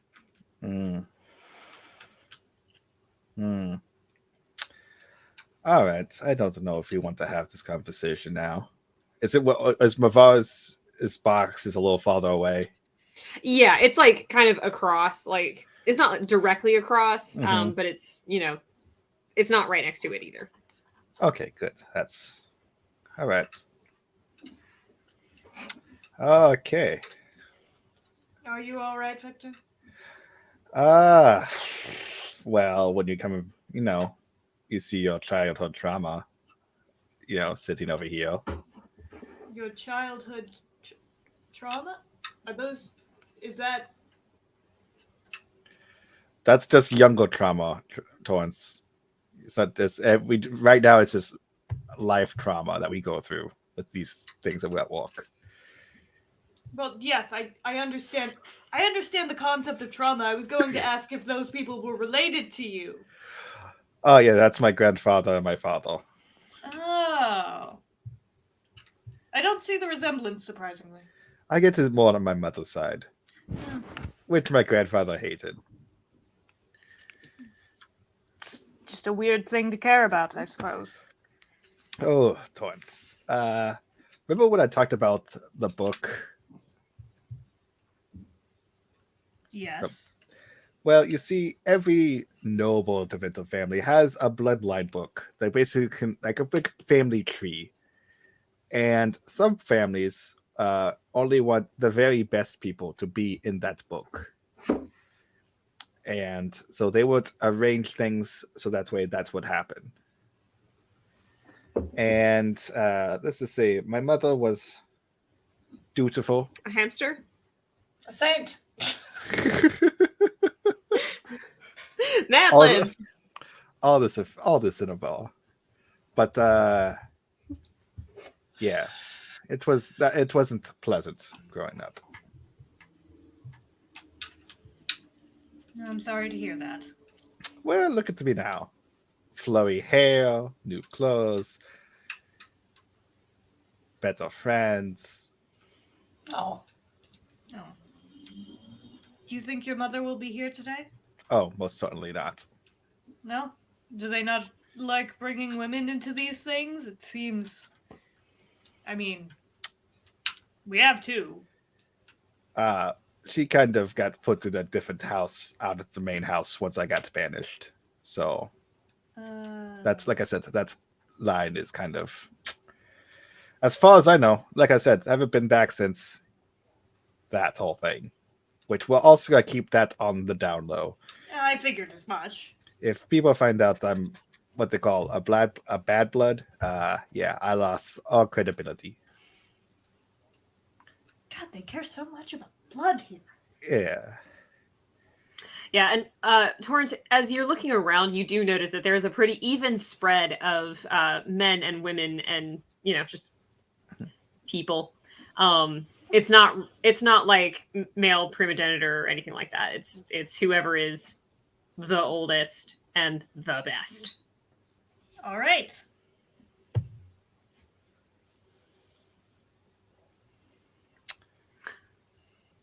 Okay, Go ahead. I was going to see, can we spot Decimus's or Tiberius's boxes? Yeah, you definitely can. Gotcha. You see both of them. They are closer to each other than like you are to your grandfather, for example. Mm-hmm. And as the magisterium sort of like kicks off their session, Maevaris does make several impassioned speeches about, foregoing the old glory days of Tevinter so that we can look towards the new ones. And calls a couple people out, not necessarily by name, but it's pretty obvious who she would be talking about as being co-conspirators with the Venatori and things like that. And then it's pretty confirmed that it's exactly who she implied it was, because then those people jump up and are, getting mad that she said that. Mm. How's grandfather's reaction? He mostly just looks incredibly grumpy. He's scowling a great deal. He's not jumping up and calling liar. There is a point later where he does speak up in opposition to Maevaris, but it's one of this like very like mellow and calm, like think Saruman. Mm-hmm. Mm-hmm. Or Tywin Lannister. Like that's kind of his cadence. Yeah, you'll see where I get my charisma from. That's a joke. I have way better charisma. I see. You also have more inflection. Mm.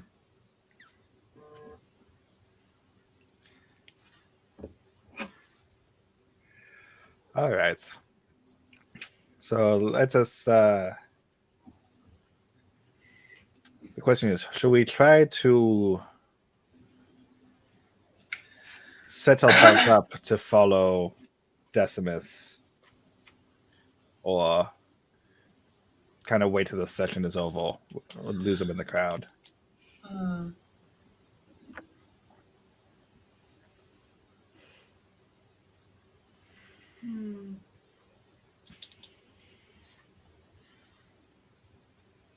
How likely are we to lose him? I mean, after the meeting and stuff, there's some general milling around, and people, ooh, look what my like air can do. Oh, I just got 5,000 bolts of fine black silk. Ooh, new stuff from the dwarves. Oh, I have new crop of wine. Self-boasting. I love the idea that the Magisterium is a bunch of Karens being like, oh, well, my kid got straight A's. Oh, well, my kid's going to the national championships. Oh, well, my kid got a blue ribbon at the science fair. I feel like it is. It's just like all these mages just like, I want to be better than everything. Mm-hmm, mm-hmm. Yeah, that sounds about right. It depends. I mean, I'll like point out that is Decimus's box, so that's what he is, and that is Tiberius. So, I guess this is the point we decide who we should go after. Who do you think would be easier to take down? Ooh, I wouldn't know like their specialties, right?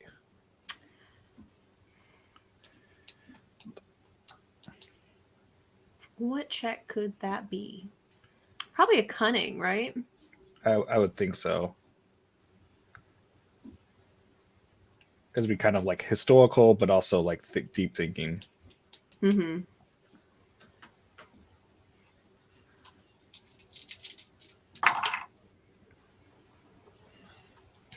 Ooh. 5, 4, 4. So 8, 13 plus 2 to cunning. 10, 15. So that's 15. Okay. As far as like each of their own magical prowesses, they're both into blood magic. It's pretty, well-known secret. They are relatively comparable as far as like skill level. However, the one thing that is probably of note is that Tiberius may or may not have Venatori near him, since he is the most suspected of being instrumental in the Venatori. So it's very possible that he would have people that are equally as fervent in that belief. Whereas Decimus is thought to be part of the Venatori, but not quite so openly. And removing him would give Maevaris more sway in the magistrate. Yes, and you've noticed throughout this whole session that Decimus is the one that has been arguing with Maevaris the most. All right. My vote is for Decimus, just because we don't want to go into an open battle with the Venatori here on the home turf. Thoughts? I will take your word for it. You are the expert, dear. Tough. I'm just a clever child that's out for vengeance. Well, always best to know the turf, then you've got the better advantage. So if you had us doing it, we'd just be going like, hey, Decimus, over here. Oh, don't be so loud. Cease. Oh, I'm doing this in stage whisper. All right. Well, is the session kind of wrapping up? Yeah. All right. I think we should take a walk, and I'll like give a nudge to like Maevaris, let her know that we're all leaving. Like, we'll see you around. And she's sort of busy arguing, but she like nods and just like, yeah, okay. And we'll head out and kind of walk over. That's kind of mill about. Okay. Are you going to mill that outside the magisterium or like inside the doors, but outside the chamber? Inside the doors, outside the chamber. Okay. So you wait for probably about like 20 to 30 minutes. You can, strategically put yourself wherever it is you want to be in that time. Before they all start leaving. And, there's a bunch of the magisters, and so they're all leaving together and discussing different things. Some of them are absolutely plotting. Some of them are just like, oh yeah, are you still having your banquet tonight? Great. Like, I'll see you there. Some of them are talking in more idealistic ways, and just kind of spreading the gossip like, oh, I heard that this magister lost his son to blood magic. And I heard that Dorian and Vitus are like, hanging out in the South after their, pariah type exiles. So you hear a little bit of gossip about yourselves. You hear a whole host of different types of conversations as people are leaving these halls. All right. So what is your vision for how the rest of this goes? I say we tail Decimus, and then at the opportune moment, when has left the Magic Stadium, we'll kind of take him out. Okay. Make me a perception check.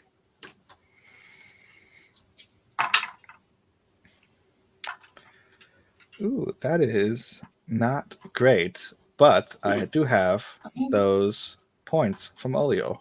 Mm-hmm.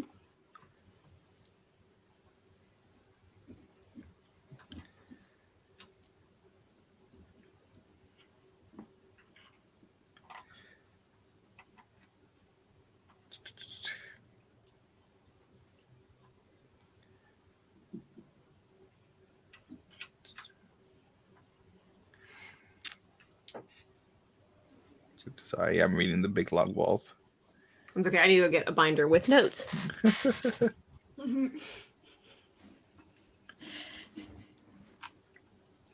I will spend 2 points of the 4 and do an efficient search. Okay.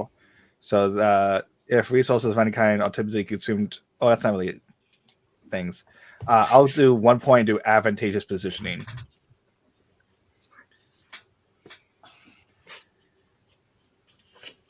So have myself set up so that way I can see clearly would like kind of the exit that he would have take out and kind of set us along that path. Okay. And then what was the total roll again? It was 5-1-1.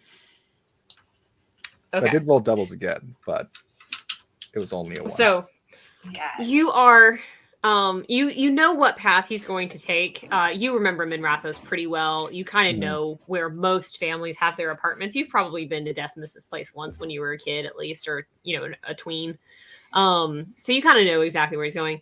You do lose him in the crowd as everyone is leaving. However, you are such that you are able to be like, okay, everyone's out, so let's just go. And you're able to find him down that path, although you're not quite as like on his tail as maybe you had planned.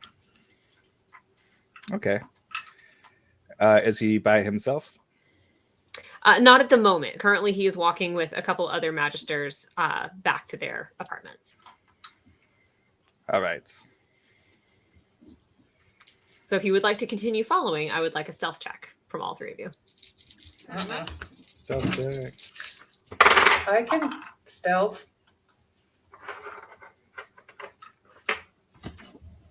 14.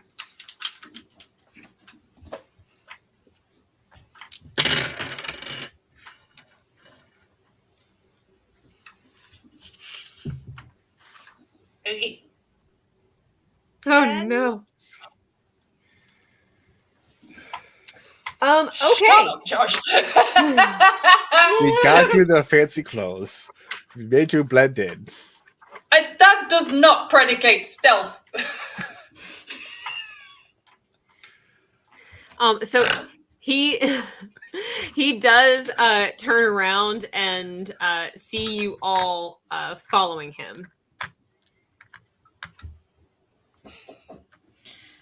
Victor, he does not make any recognition of you. Like he sees you're there, but he doesn't like know who you are. And he turns around and keeps walking for a little bit.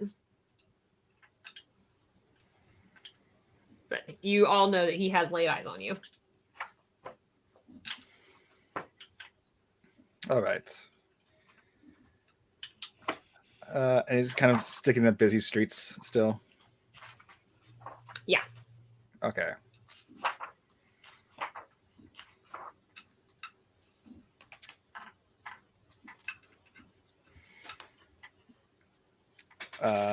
Let's just keep following him. Okay. Would you make me more stealth checks? We'll say that he goes through a couple different winding turns.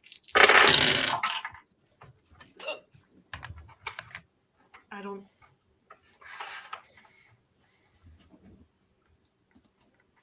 16. 13. 15. Okay. Hey, I'm more stealthy. You yelling at me worked. He does hear Torrent sort of like, step over a bit of like garbage and turn around and see that y'all are still following him.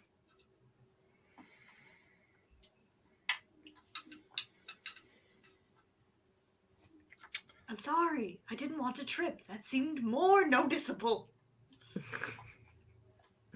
And he does pull his staff out and starts charging it with magic. I'm gonna need initiative rolls. Yeah, no, that's fair. No. Why now am I rolling great? Okay, fine. That's another 16, and I'm also going to run and put my kettle on because I am desperate for a tea. Understandable. That is a 14. And I got 13. Okay. And he got a...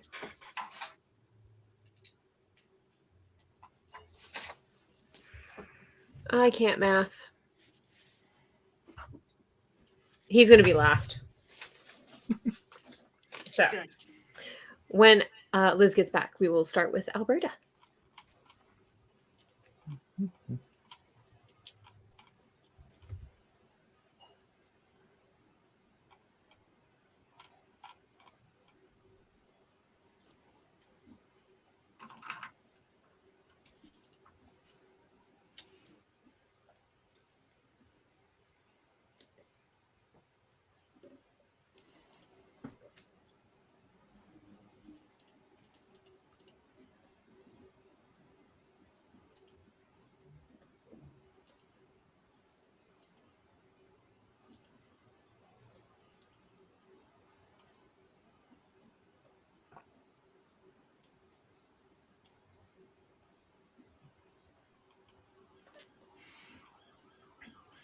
God, I'm trying to figure out all the different blood magic spells there are.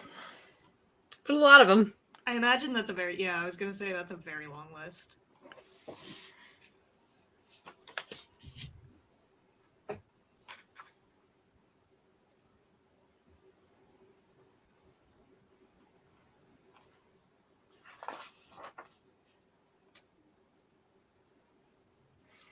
Are we still in like this, like a crowded square or public? He took a couple like alley turns to see if you were in fact following him. Mm-hmm. So you are in an alley now. Aye, perfect.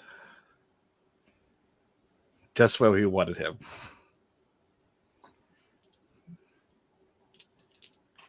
I'm reading through the blood magic spells while we wait for Liz. Oh.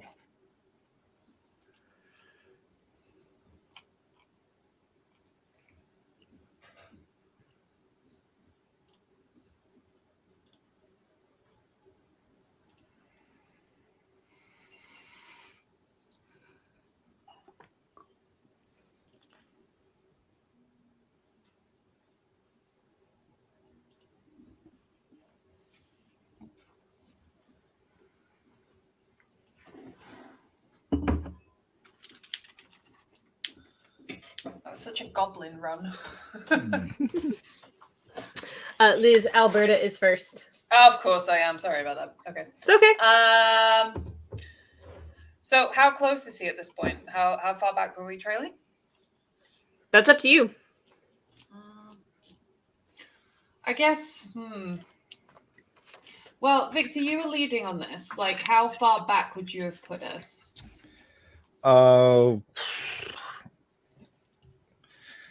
Abby just said that he was kind of like taking like some alley turns, so I think we were like trying to like catch up to him.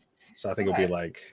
So I could easily get into melee range. I would say like think so. like sprint up to him would be a fair assessment. Let's go. All right, sword time. Yep. Oh no.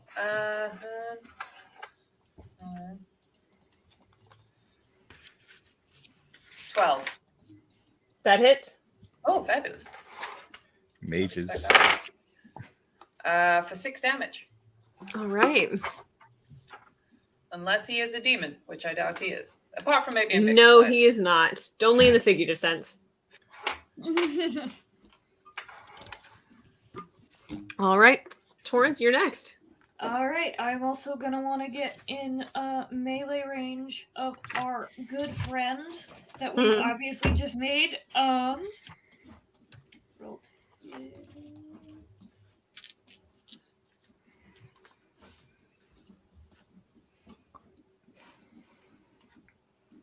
Strength.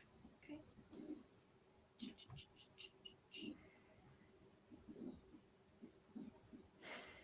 That is a 13. So that should hit. That hits. Okay. He's gonna. So first attack. It's gonna be. And I can just use the like fire and frost damage on him, right? Like, Yeah, now so that I- so you would use your regular damage on that mace and use, like, if you're only hitting with one, you would pick if it's going to be fire or frost and roll one extra d6. All right. So it's gonna be fire, and that's a total of 13 damage. Okay.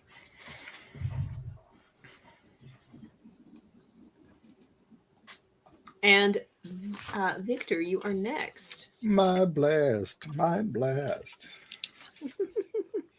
This poor man. Actually, I feel a little bad. Don't. Okay.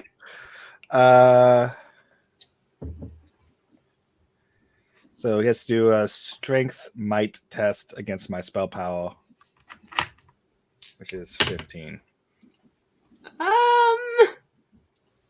Well, he already rolled a flat 15. Oh. Yeah, 15 total. All right. So So he gets knocked down, but he doesn't lose any propelled. Oh no! In either case, propelled actions are lost. So he gets caught. He gets knocked prone and cannot take a. So if he would have lost, he gets knocked prone and cannot take a measured action. But if they do it, he's only knocked prone. But either propelled actions are lost. okay, yeah.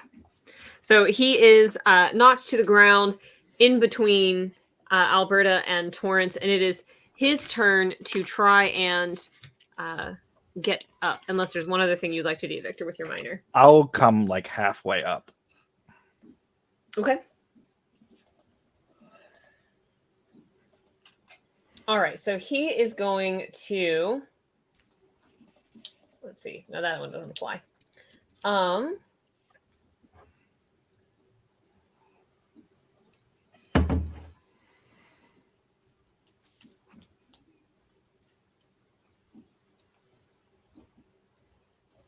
Okay. He's going to cast some blood magic. So he's going to, as he stands up, start slicing his hand on the rocks that he has available. And Alberta, he is going to try and cast Blood Slave on you. So I need a willpower self-discipline check. Oh, crikey. Okay.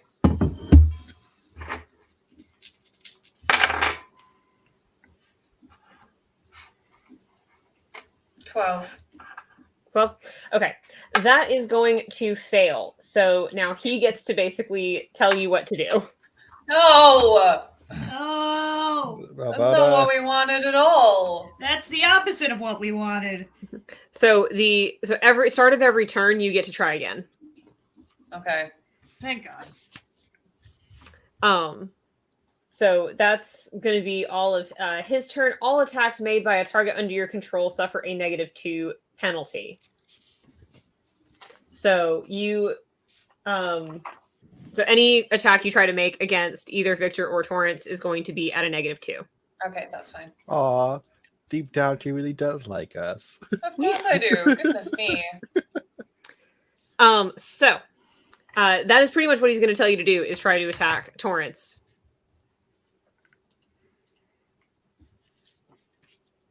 So I will let you roll against Torrance. Huh. Roll that. Roll that. Roll that. Damn it. And remember, you have -2 on that roll. Yeah. Still pretty high roll. Oh no. Even with the -2, that was 15. Oh, fuck no! me. All right.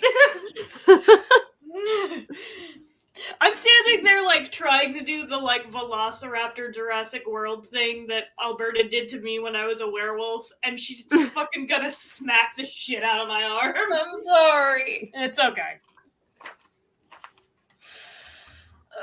Do I have to roll damage? Does the damage have -2 at least?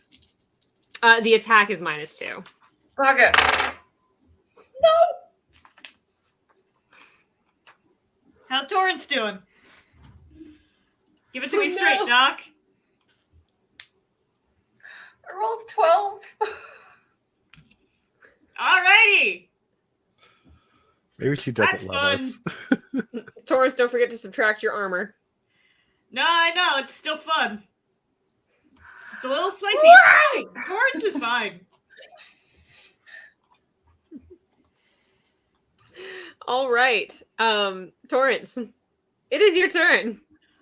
So can I hit this guy again? Or do I have to focus on the fact that Alberta is right in front of me and trying to kick my ass? That is up to you. So he is Alright. still in melee range. Cool. I'm gonna try and hit him again. This time with the frost side, because why not? That's gonna be... Nope, that's the wrong dice. That is gonna only be a 10. Okay, that's gonna miss. So you're a little distracted by the fact that your bestie is now like attacking you as well. I mean, that's fair. That's very fair. So I'll take my bonus action to aim for next time. But yeah, I'm just standing here like trying to get ready, just trying, just like, what the fuck? What's happening? Why are you doing this? All right, that brings us to Victor. Okay. Trying to learn all the spells.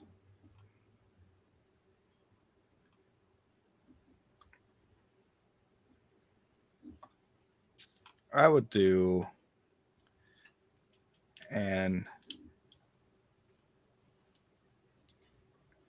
arcane bolt.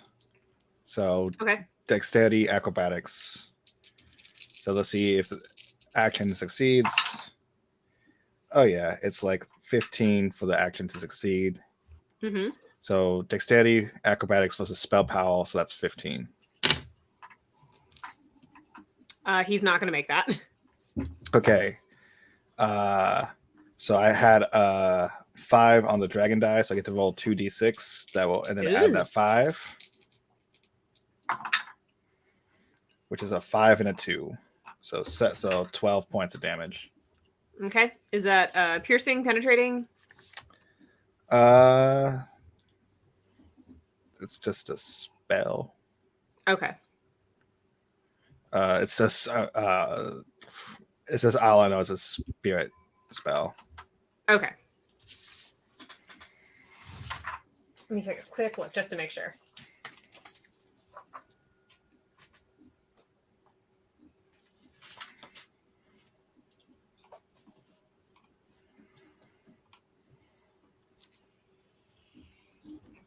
Okay, yeah, just generic damage then.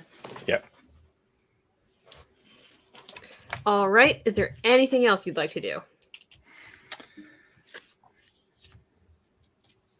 I will keep my distance because I kind of see that Alberta has been taken. And I was like, I just need to focus on taking out Blood Mage, so Blood Mage can't do Blood Mage things. Okay. So I'll stay put and yeah. Okay. He is going to since he has basically cast a spell on Alberta, he's gonna like try and get the hell out of there. So he's gonna pretty much dash away. Get him.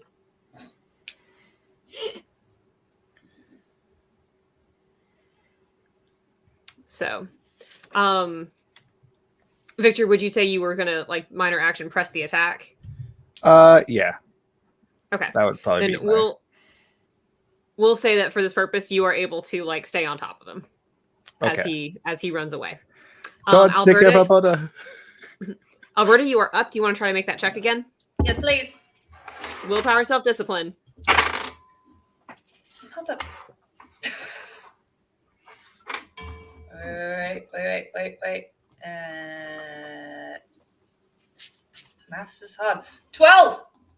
No, wait, that failed the first time. Shit! Ah! So you're running, just yelling, Torrance, take care of Alberta. What does that mean in this context? Don't die! Fair. So let's see. Also, please feel free to knock me out. Because Kinda apparently feel I've bad. got no willpower. I slashed you for like 12 damage. Like, you're okay. There's no feeling bad anymore. Mm-hmm. Okay, so as he is kind of running, is in that mode of like, fight your friends and defend me. So if you would, I'm gonna leave this a little bit up to you. You can either pursue Victor or keep fighting Torrance.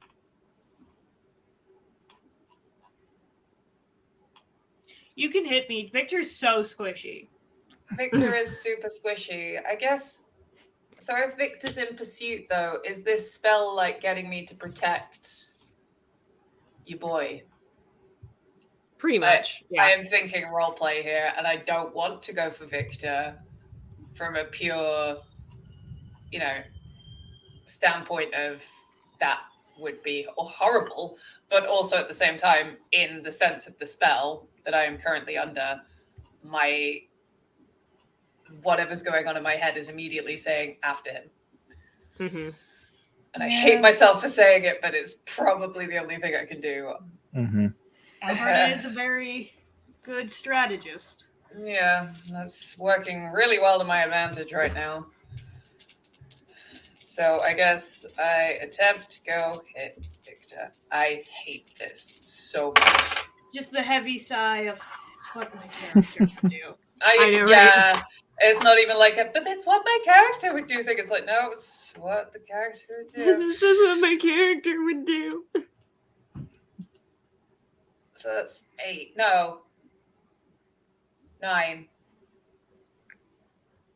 To hit me? Yeah. Oh. What? I rolled pretty bad that time. Plus you have that -2. Yeah. My defense is 11. There we go. We're Yay! okay. We didn't squish Victor. It's like, shit. All right. So, in pursuit of Victor, but Victor, because he pressed the attack, was ready to chase after this guy and was looking for that type of a swing. So he's like, okay, no, bye. And that brings us to Torrance's turn. I guess I'm also going to start pursuing this guy. I'm guessing he's not in melee range anymore. No, not anymore. Okay. It would be my whole action to draw my bow, right? To draw your bow and also like keep up with him since you're in an alley. Yeah. Okay. Well, I will say I will do that because that seems like it'll be more advantageous at this point. Okay. I think that's everything I can do on my turn. Okay. So you pull out your bow, you swap your cool maces, and you run down the alley and kind of skid round the corner so that you can keep eyes on him and prepare to aim. Victor, it is your turn. It says hit me, baby, one more time. I just saw that. We're gonna keep trying this mind blast thing, see if it Okay. works. So I mean, if you knock him down, he can't run. that's true. At least it'll slow him down. So mind blast and then see if he gets like actually fails. So strength might test. Let's see if the spell works. Oh yeah, it does. That one's it's like a 12 to get it, and I can get it with like my ability. He rolled a 15. Dang it! So he gets knocked prone, but he can still take a major action next turn. Okay. Anything else? Keep pressing the attack. Okay. He is going to get up and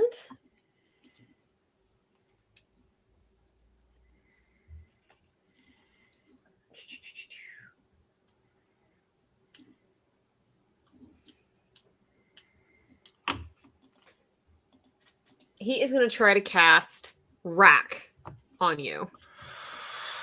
Ooh. So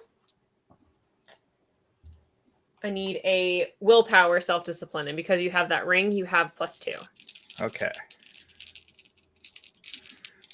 Good. Invest stocks. Heck yeah.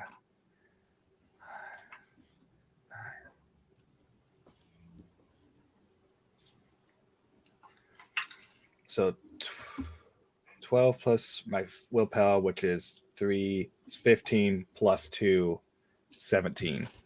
You've made it.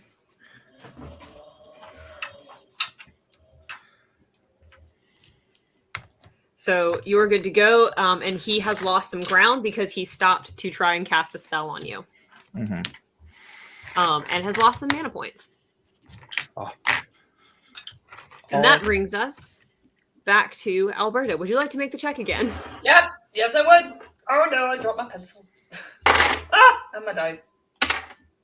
Okay. Wait. 14. Not quite. Ah! Victor, I'm sorry. Don't apologize to me.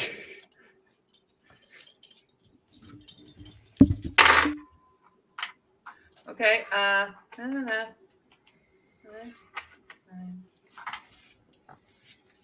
10. You're 11. Ha! I'm 11. So with that 14, Alberta, you keep trying to fight this and keep trying to fight this, and you're not able to completely stop yourself. However, it does mean that you are able to, like, you know, yoink a swing away from victory and your squishy boy. I like this as like a sort of like concept in that the more I'm trying to fight it, the more I'm able to pull my punches, but it's just that I rolled really well and then stopped. Yep. You were trying to hold your punches from Torrance too much. Well, no, but I'd only just gone under the spell at that point, so it was probably more overwhelming. So that's Yeah, the flavor. like, what That's the the flavor. hell? That's the flavor text I'm giving to make sure that I'm not like victimizing Torrance. Makes sense. I love Torrance. No. But with that, it is Torrance's turn.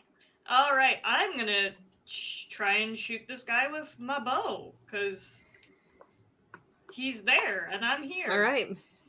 That's 12. Yes. Yes. All right. Then that guy is gonna take. Yes. He's going to take a maximum damage of 9. Ooh, not bad. Yeah.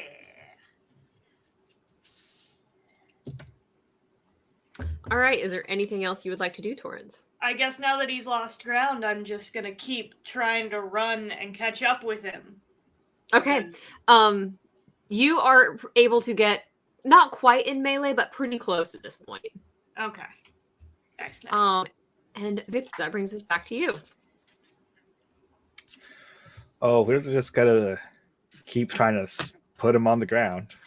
Mm-hmm. I don't have any cool, like, big damage spells yet, besides Lance. Hopefully soon. Gotcha. Spell succeeds.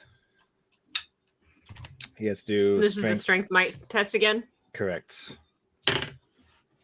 Nope. Okay, so you cannot take a major action. All prepared things are lost. And he's just knocked prone.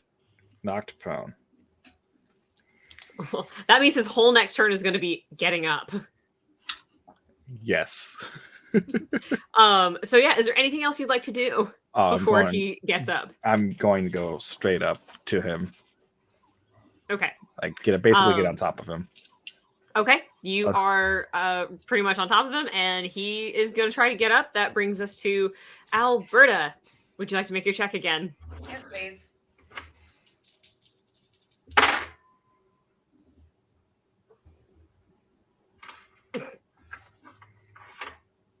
Yeah, 10. No. I hate this guy. Yeah. Blood mages suck. Okay. Continue to roll low, my friends. Let's go. All right, so you have Victor, who's basically on top of the guy, and Torrance, who's shooting arrows at the guy. What is Alberta going to do under this thrall? I'm going to flip for it. I have my trusty two-sided book dice thing.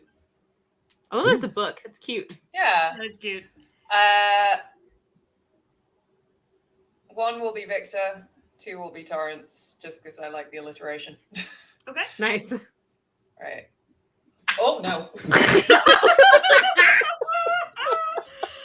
Oh, Let me try that again. Torrance. Sorry, buddy. No, it's all right. It's probably I for need the to remember to best. go in and clip that. Go right ahead. You should see some of the clips from my Mass Effect playthrough. Okay,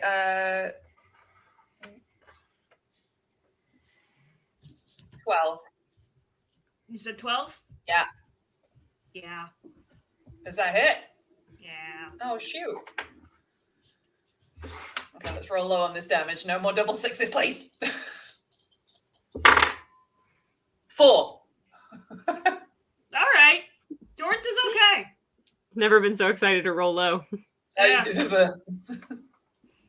Dislike. Highly dislike.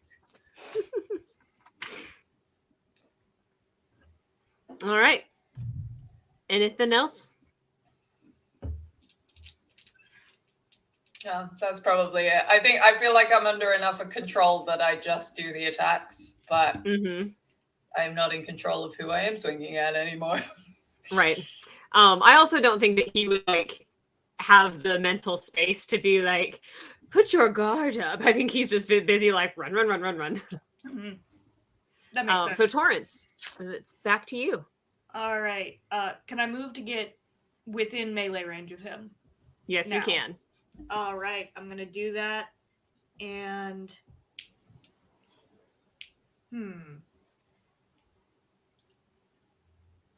I guess it would take a lot to switch back to my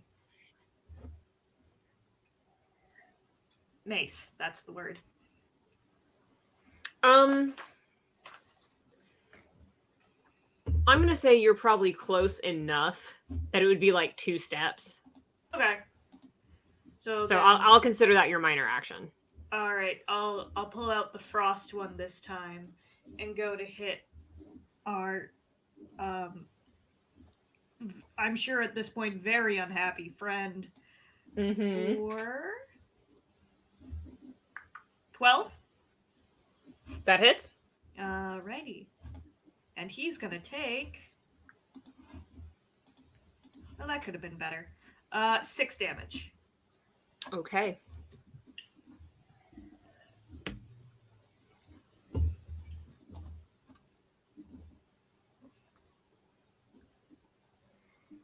Anything else?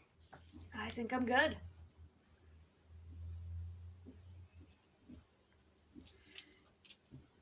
Victor, it's your go. All right. Well, basically on top of him. I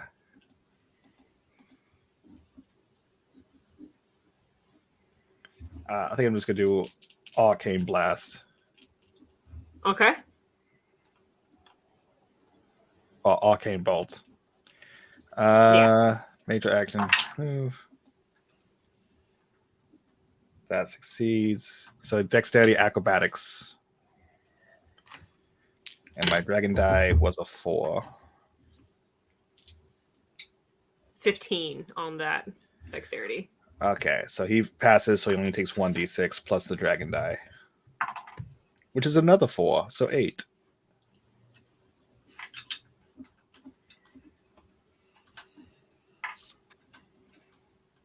All right, let me do some math here.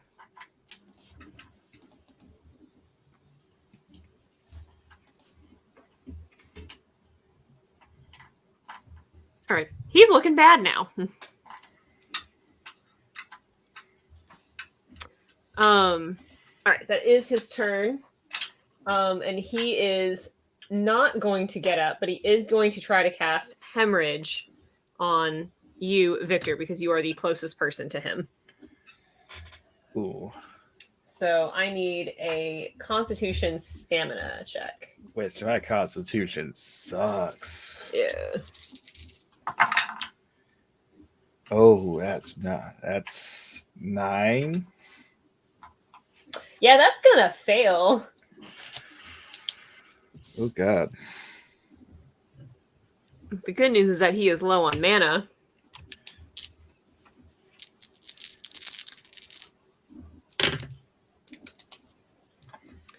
And you take 8, 10, 11 penetrating damage. All right. I'm still standing. Okay. Looking like a true survivor. It's like the first damage that like Victor's taken in like multiple sessions. Yeah, he's okay. He's just real unhappy about it.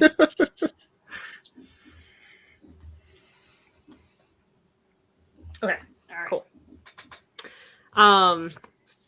So yeah, that is all he's gonna do because he can't really get up very well right now.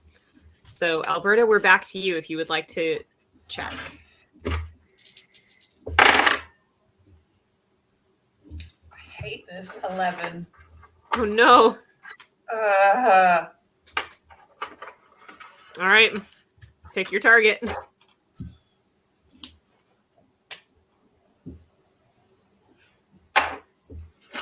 sorry, Victor. Oh no.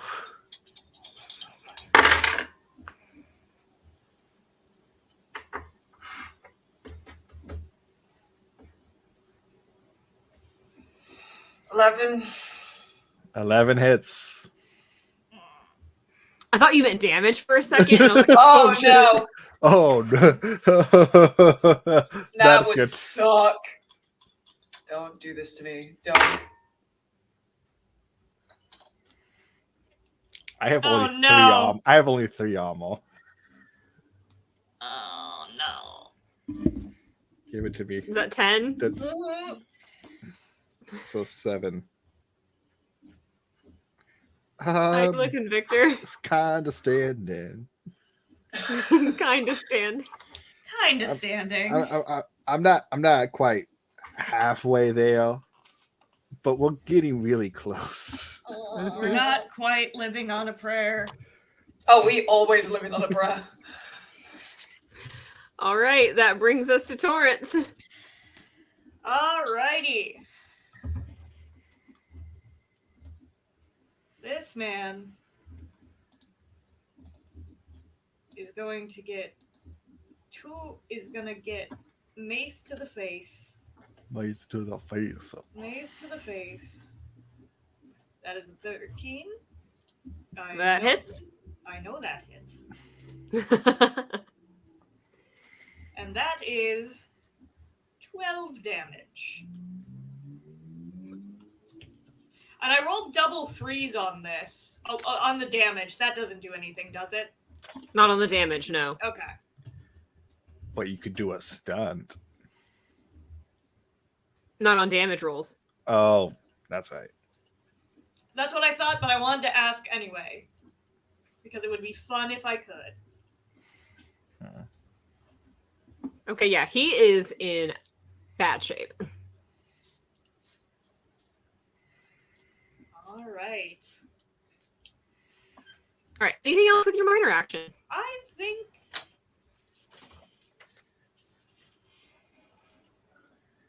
I don't think so. I think we're good. Okay, Victor. Arcane bolts, baby, straight to that chest on the ground. Alrighty. And that's our dexterity. That's dexterity. So see. I can go ahead and tell you he's going to make that. Okay, so he only take one. The spell succeeds. He only take 1d6. The dragon die was a 3. 5 plus 3 is 8.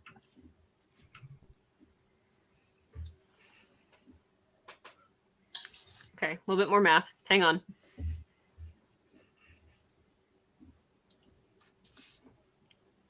So.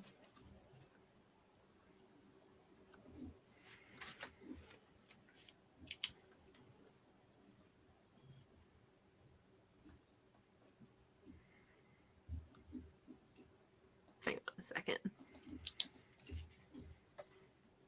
Is that right?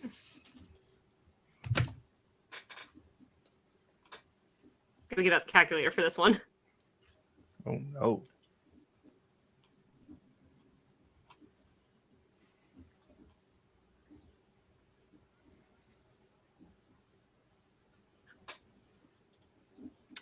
Victor, Yes.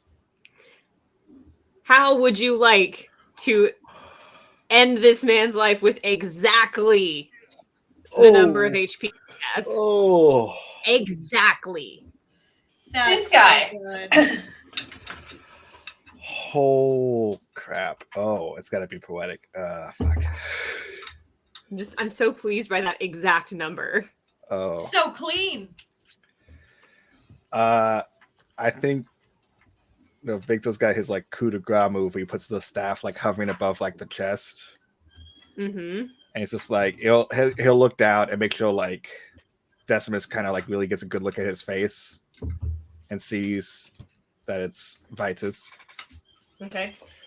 You see him have this like moment of recognition. There's this at first there's this kind of like why do you give a shit about me? Like Mhm. clearly you're not just bandits. So like he's not saying this out loud, but you see this in his face, that why me Mhm. bit. And it's like, what is this? And then it's like, oh, that's why. Got it. Okay. And then Right before you blast him. and then as I looked down at him, I was like, for better Tevinter.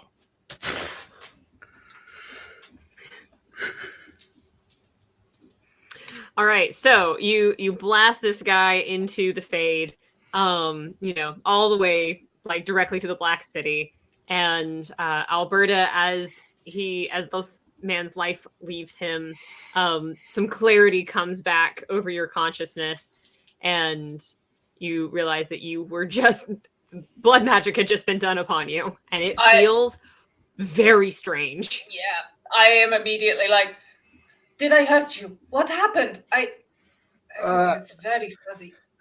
Not too bad. He got me with a good one. You missed a few times, which I appreciate. But yeah, that's blood magic. Don't know if you've experienced that before. Sucks, right? Yeah, it's not the best. I did not enjoy it at all. Well, Brett's side is he's dead. And let's get the fuck out of here before people find us. Sounds good. And we just leave the body here? Oh yeah, they find the bodies all the time. I hate that for you, but okay. I mean, you didn't want to leave a calling card. I asked. Yeah. Ooh, should I though? Ooh. It does. It just doesn't feel dramatic enough for you. I I feel like it was pretty dramatic. But how would they know the dramatic?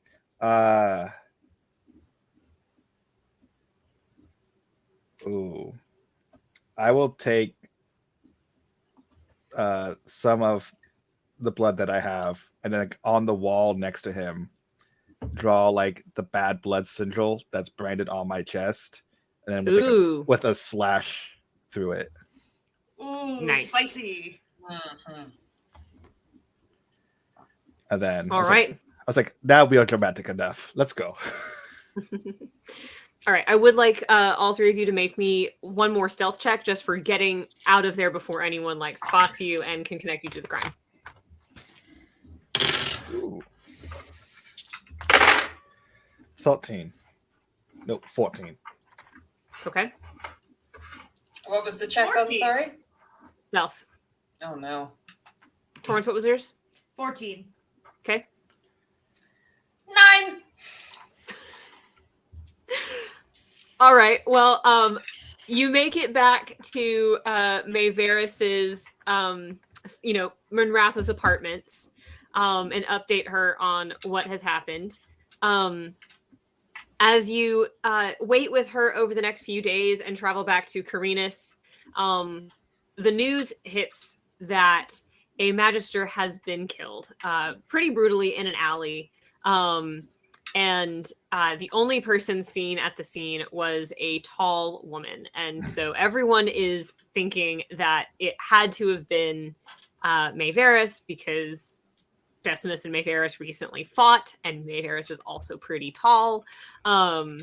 And based on the calling card that Victor has left, that you start to hear rumors throughout the city that, oh, did you hear? Vitus is back, and he's working with Maevaris, and so you start to get that kind of rumblings through town. So, but at the same time, Maevaris at her estate is sent quite a few gifts. Like some flowers and some chocolate type things. And, after having inspected them with magic, are deemed to be safe and are deemed to be basically apology gifts from people who have opposed her, saying, please don't kill us too. Yeah. And so, Victor, do you want to do anything? Oh, no. I was just... Okay.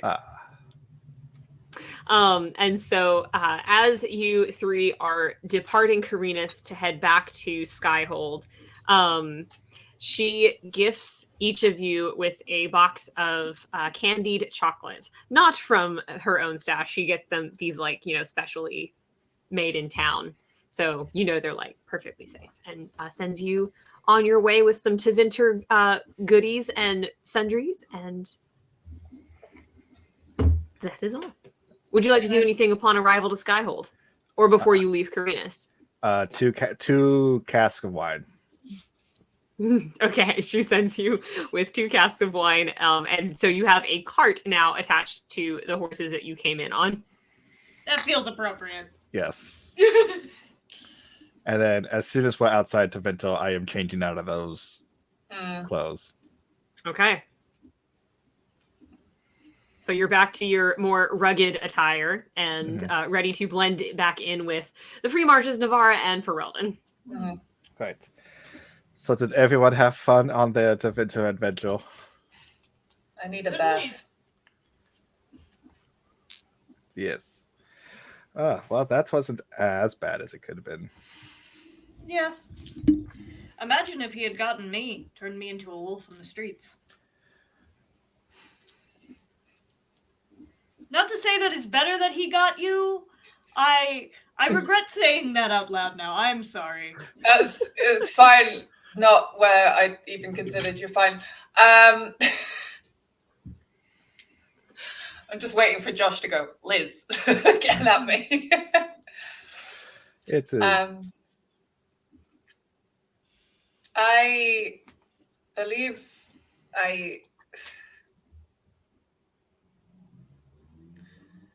I would like to take some advice on how to deal with this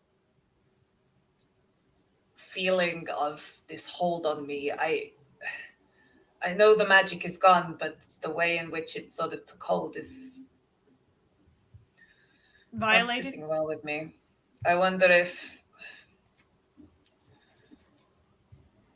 Victor, if you are willing, that would be wonderful if you're happy to work this through with me. Otherwise, I'm happy to also speak with one of the other mages in Skyhold if that's too much for you to deal with.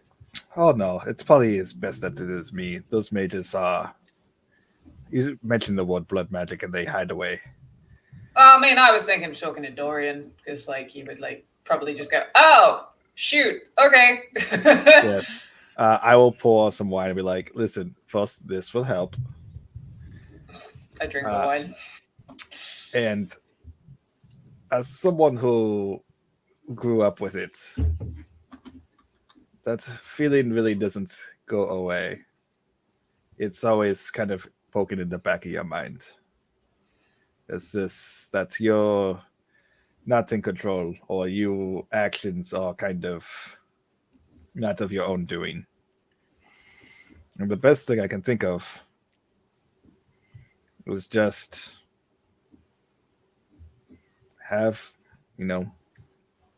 make that's the best way to put this. Make your own desires more powerful than theirs. Whatever hold that they had on you, you are much more better than that. And it is your will. Once you decide that they have no power, it fades faster. But wine also helps, and then delicious pastries. That is my doctor's recommendation. Or chocolates in this case. And chocolates. I sort of nod solemnly and take the advice. Sorry, Torrance, I spoke of you. It's okay. I was just going to simply say, as someone with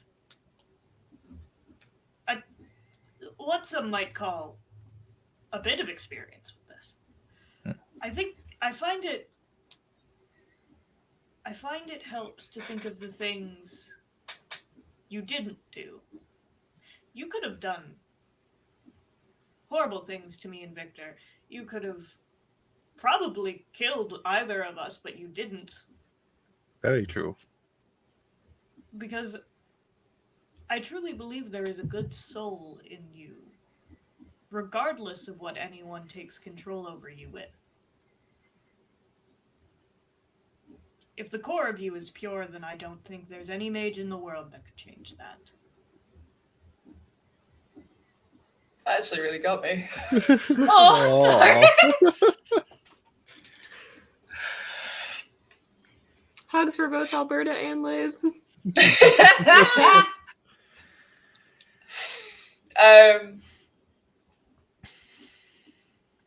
Yeah, I guess that would. I'd sort of reach up and just sort of put my hand on Torrance's shoulder and say, "That's very kind of you, friend." Of course. We certainly wouldn't have come this far without you anyway. Oh no, I would be dead.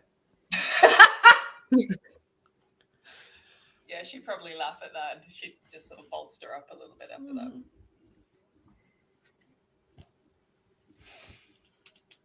I need some chocolate because that does always help. Definitely. Wait, what if we took a croissant and filled it with chocolate? Oh, Victor. Here we go. What is this new pastry called?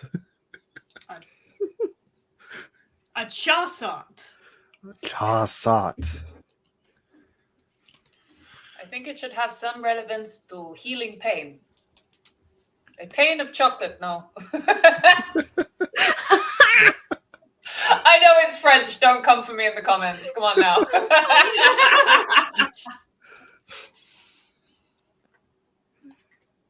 I am aware that the French word for bread is pain. Thank you. on that note,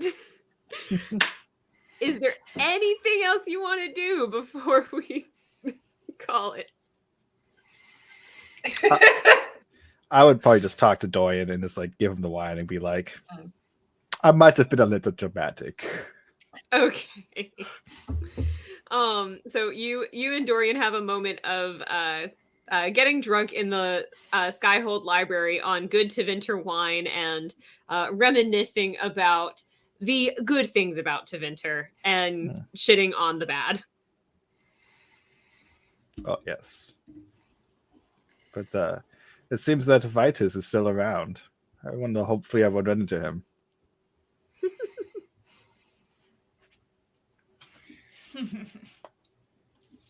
That's all. And I think with that, we will close this particular session.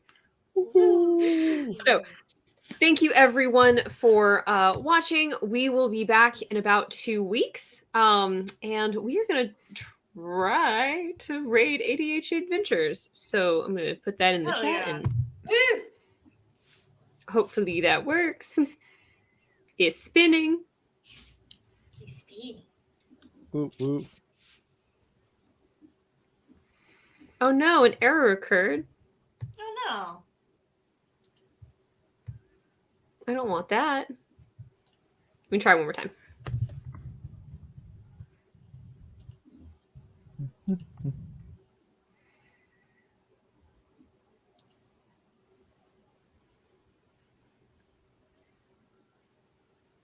It's spinning again. Dag. Okay, well, if it works, it works. I'll look into this and figure out how to make it work next time. So All right. With that, everybody, what ho! What?